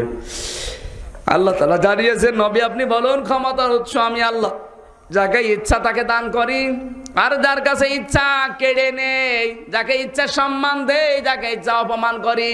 এখানে একটা কথা লক্ষ্য রাখা দরকার, ক্ষমতা দিলেই তাকে সম্মান দেওয়া হবে এ কথা কিন্তু কোরআনে নেই। আছে? আরো জোরে বলেন। বরং পৃথিবীতে আল্লাহ দেখিয়েছেন ক্ষমতা দিয়ে অনেকে চরম ভাবে বেইজ্জতি করেছে, যেমন নমরুদ। কথা বলেন ঠিক কিনা? এই জন্য ক্ষমতা চেয়ার পেয়েই লাভ দেওয়া যাবে না, লক্ষ্য করা লাগবে। আমার মতো চেয়ারে ফেরাউনও ছিল। আরো আসতে বলেন। ক্ষমতার উৎস কে? যারা বলে ক্ষমতার উৎস জনগণ, এই আয়াত অনুযায়ী ওরা মুশরিক। আরো জোরে। এবার আপনি ইমানদার মিলান, ওই 1 কোটিও বাদ যাবে, তাহলে 16 কোটিতে 16 কোটি মাইনাস।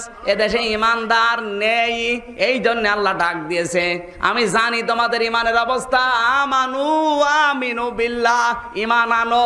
প্রিন্সিপাল যখন বলেছে ছাত্র ভর্তি হয়েছে, হয়নি আবার হও, আমার আল্লাহ যেন ঠিক ওইভাবে অভিভাবকের দায়িত্ব নিয়ে বলেছে, ও গাজীপুরের ইমানদারেরা ইমান হয়নি, ইমান আনো। সুতরাং এই 4টি কন্ডিশন মেনে আমরা ইমান আনতে রাজি আছি না নেই? আরো জোরে বলেন। 1 নম্বরে আল্লাহর অস্তিত্বে বিশ্বাস করা এবং মেনে নেওয়া। আবু জেহেল আল্লাহর অস্তিত্বে বিশ্বাস করত কিন্তু মানত না। ঠিক। কাবা শরীফে গিলাফ ধরে কাঁদছিল, বদরের যুদ্ধে যেদিন যায় কাবার গিলাফ ধরে কাঁদে আর বলে, কাবার মালিক তুমি একজন আছো, আমি জানি মুহাম্মদের বিরুদ্ধে বদরের ময়দানে যুদ্ধ করতে যায়, সত্যের পক্ষে যারা আছে তাদেরকে তুমি বিজয় দিও।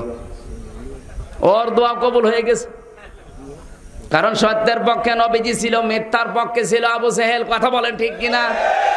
আল্লাহর অস্তিত্ব যদি বিশ্বাসী না করবে, কাবার গিলাফ ধরে কাঁদবে কোন কারণে? এই কথা বলে না কেন? 2 নম্বরে আব্দুল মুত্তালিব, আবরাহা যেদিন কাবা ঘর ভাঙতে এসেছিল, লোকজন যে বলে আব্দুল মুত্তালিব লেটার কিছু করবা না। আব্দুল মুত্তালিব ডাক দিয়ে বলে, হে মক্কার মানুষেরা, এই ছাগল বকরিগুলোর মালিক আমি, এদেরকে পাতা পেড়ে আমি খাওয়াই, কিন্তু কাবার মালিক আমি না, কাবার মালিক আল্লাহ। আল্লাহ যদি ইচ্ছা করে তার ঘর সে বাঁচাবে। আবু তালিব কিন্তু মুশরিক, কারণ ওই সময় কাবা ঘরের ভেতরে 360টা মূর্তি ছিল, ও পূজাও করতো। একজন মুশরিক, তারপরও তার বিশ্বাস ছিল যে কাবার মালিক আল্লাহ একজন আছে, আল্লাহর অস্তিত্ব বিশ্বাস করেছে কিন্তু মানে নাই। কথা বলেন। 3 নম্বরে দলিল একটা একটা করে 99টা দলিল দিতে পারবো আমি। খাদিজাতুল কুবরা রাদিয়াল্লাহু তাআলা আনহা, নবীজি যখন নবুয়ত পেয়েছেন 40 বছর বয়সে, 5টা আয়াত নিয়ে ঘরে আসলেন, ডাক দিয়ে বললেন, খাদিজা জাম্মিলুনি, আমাকে ঢেকে দাও কম্বল দিয়ে, মনে হচ্ছে আমার জ্বর আসবে, আমি ভয় পেয়েছি। হযরতে খাদিজা ওই দিন 5টা কথা বলেছিলেন নবীকে। কয়টা? এটা বুখারী শরীফের হাদিস। হযরতে খাদিজা ডাক দিয়ে বলে, আল্লাহি লা ইউখজিকাল্লাহু আবাদান, হে নবী, আল্লাহর কসম করে বলছি, কোন দিন আল্লাহ আপনাকে লাঞ্ছিত, অপমানিত, অপদস্থ করবে না। গাজীপুরবাসী এখান থেকে একটা শিক্ষা পেলাম। এতটুকু একটা শব্দ খাদিজা বলেছে, এর ভেতরে আমার আল্লাহর নাম নিয়েছে 2 বার, অথচ ওই সময়ও তিনি মুসলমান। বলেন আল্লাহি, আল্লাহর কসম, লা ইউখজিকাল্লাহু আবাদান, কখনো আল্লাহ আপনাকে অপমান, অপদস্থ করবে না। ও তো মুসলমানই না, কিন্তু আল্লাহর নাম বলেছে কয়বার? আরো জোরে। তার ঈমান ছিল না, কিন্তু আল্লাহর অস্তিত্বে বিশ্বাস করতো। এজন্য আল্লাহর অস্তিত্বে আপনি বিশ্বাস করেন, কিন্তু বাকি 3টা আপনি বিশ্বাস করেন না, মানেন না, আপনি তো ঈমানদার না। এই বাকি 4টাই বিশ্বাস করা লাগবে এবং মানা লাগবে। এই হিসাবে বাংলাদেশে ঈমানদার কম না বেশি? নেই। তাহলে আল্লাহ আপনার হাতে ইসলাম তুলে দেবে। আল্লাহ কি পাগল হয়ে গেছে? আল্লাহর ওয়াদা মিথ্যা না। এতক্ষণ আমরা আলোচনা করেছি আমানু, ইমানদার যারা আছো, আমিনু বিল্লাহ, ঈমান আনো কার প্রতি? আরো জোরে। আল্লাহ রাব্বুল আলামিন আজকের তেলাওয়াতকৃত আয়াতটা আমাকে যারা এসেছি সবাইকে মেনে চলার তৌফিক দান করুন, আমিন। বারাকাল্লাহু লানা ওয়া লাকুম ফিল কোরআনিল আযীম। মোনাজাত করে বাড়ি যান, আল্লাহুম্মা আমিন। মাথা নিচু করেন, চক্ষু বন্ধ করেন, জীবনের অপরাধগুলো স্মরণ করেন। নবীজি জানিয়েছেন, কোরআনের মাহফিলে এসে তাহাজ্জুদের সময় যে মানুষগুলো নিজের জীবনের গুনাহগুলো স্মরণ করবে, যতগুলো অপরাধ স্মরণ করবে, অতগুলো অপরাধ আল্লাহ মাফ করে দেবে। মন থেকে আল্লাহর শেখানো দোয়া পড়েন, রব্বানা যালামনা আনফুসানা ওয়া ইল্লাম তাগফির লানা ওয়া তারহামনা লানাকুনান্না মিনাল খাসিরিন। সারা জীবন অপরাধ করেছি আল্লাহ, হাত ওঠায় কথা বলবো ভয় করে, লজ্জা করে। আমাদের পেছনের দিকে তাকালে গোনা ছাড়া কিছুই দেখা যায় না। আমাদের জীবনের অপরাধের দিকে তাকিও না, আল্লাহ তোমার রহমতের দিকে তাকাও, জিন্দেগীর গোনাগুলো মাফ করে দাও। রব্বুল আলামিন সওয়াব যদি দিয়েই থাকো আল্লাহ, কোটি কোটি গুণে বাড়িয়ে দাও। কিয়ামতে যিনি সুপারিশ করে জান্নাতে নিয়ে যাবে, নবীর রওজায় পৌঁছিয়ে দাও। তামাম দুনিয়ার মাটির নিচে যারা ঈমান নিয়ে ঘুমিয়ে আছে এদেরকে মাফ করে দাও। মা বাপ যারা হারিয়ে ফেলেছে আমাদের মা বাপকে ক্ষমা করে দাও। আল্লাহ তাআলা তাকিয়ে দেখো তোমার কত বান্দা বান্দি তার মা হারিয়ে, বাবা হারিয়ে, এতিম হয়ে হাত তুলেছে। তোমার নবী মাঝে মাঝে মায়ের কবরের পাশে দাঁড়িয়ে কাঁদতেন। সাহাবীরা জিজ্ঞাসা করে, হুজুর আপনি কাঁদেন কেন? বিশ্ব নবী বলেন, সাহাবীরা আমার মায়ের ওই ছোট্টবেলার আদরের কথা আমার মনে পড়ে গেছে। রব্বুল আলামিন আমাদের হয়তো অনেকের মায়ের কথা, বাবার কথা মনে পড়ে গেছে। মা বাবার আদরের কথা ভোলা যায় না। একটা সন্তান প্রতিপালন করা কত কঠিন এখন আমরা হাড়ে হাড়ে টের পাই। আল্লাহ তাআলা যাদের মা নেই, বাবা নেই, কবরটা তুমি এই মুহূর্তে জান্নাত বানিয়ে দাও। রব্বুল আলামিন মাহফিলের আয়োজন যারা করেছে এলাকার যুবকদেরকে তুমি কবুল করো। আজকের মাহফিলের সম্মানিত উদ্বোধক জনাব দেলাওয়ার হোসেন ভাইকে কবুল করে নাও। সম্মানিত সভাপতি আলহাজ সুলতান উদ্দিন ভূঁইয়াকে কবুল করো। আজকের মাহফিলের প্রধান অতিথি আলহাজ অধ্যাপক ডাক্তার মুজিবুর রহমান ভূঁইয়া, তোমার এই বান্দাকে তুমি তোমার দ্বীনের জন্য কবুল করে নাও। আলোচনা রেখেছেন মাওলানা হুসাইন আহমেদকে কবুল করো। জনাব মাওলানা ইব্রাহিম ভাইকে কবুল করো। সম্মানিত পরিচালক আব্দুল লতিফ ভাইকে কবুল করো। যত আলেম এখানে এসেছে আলেমদেরকে আলেম হিসাবে মঞ্জুর করে নাও। আল্লাহ তাআলা তাহাজ্জুদের সময় তোমার কুদরতের পায়ে ধরে বলি, রোহিঙ্গা মুসলমানদেরকে বাঁচাও, ওদের কেউ নেই। আল্লাহ তাআলা পত্রিকায় দেখলাম আমাদের মুসলিম এক বোনের লজ্জাস্থান ওরা ছিঁড়ে ফেলেছে।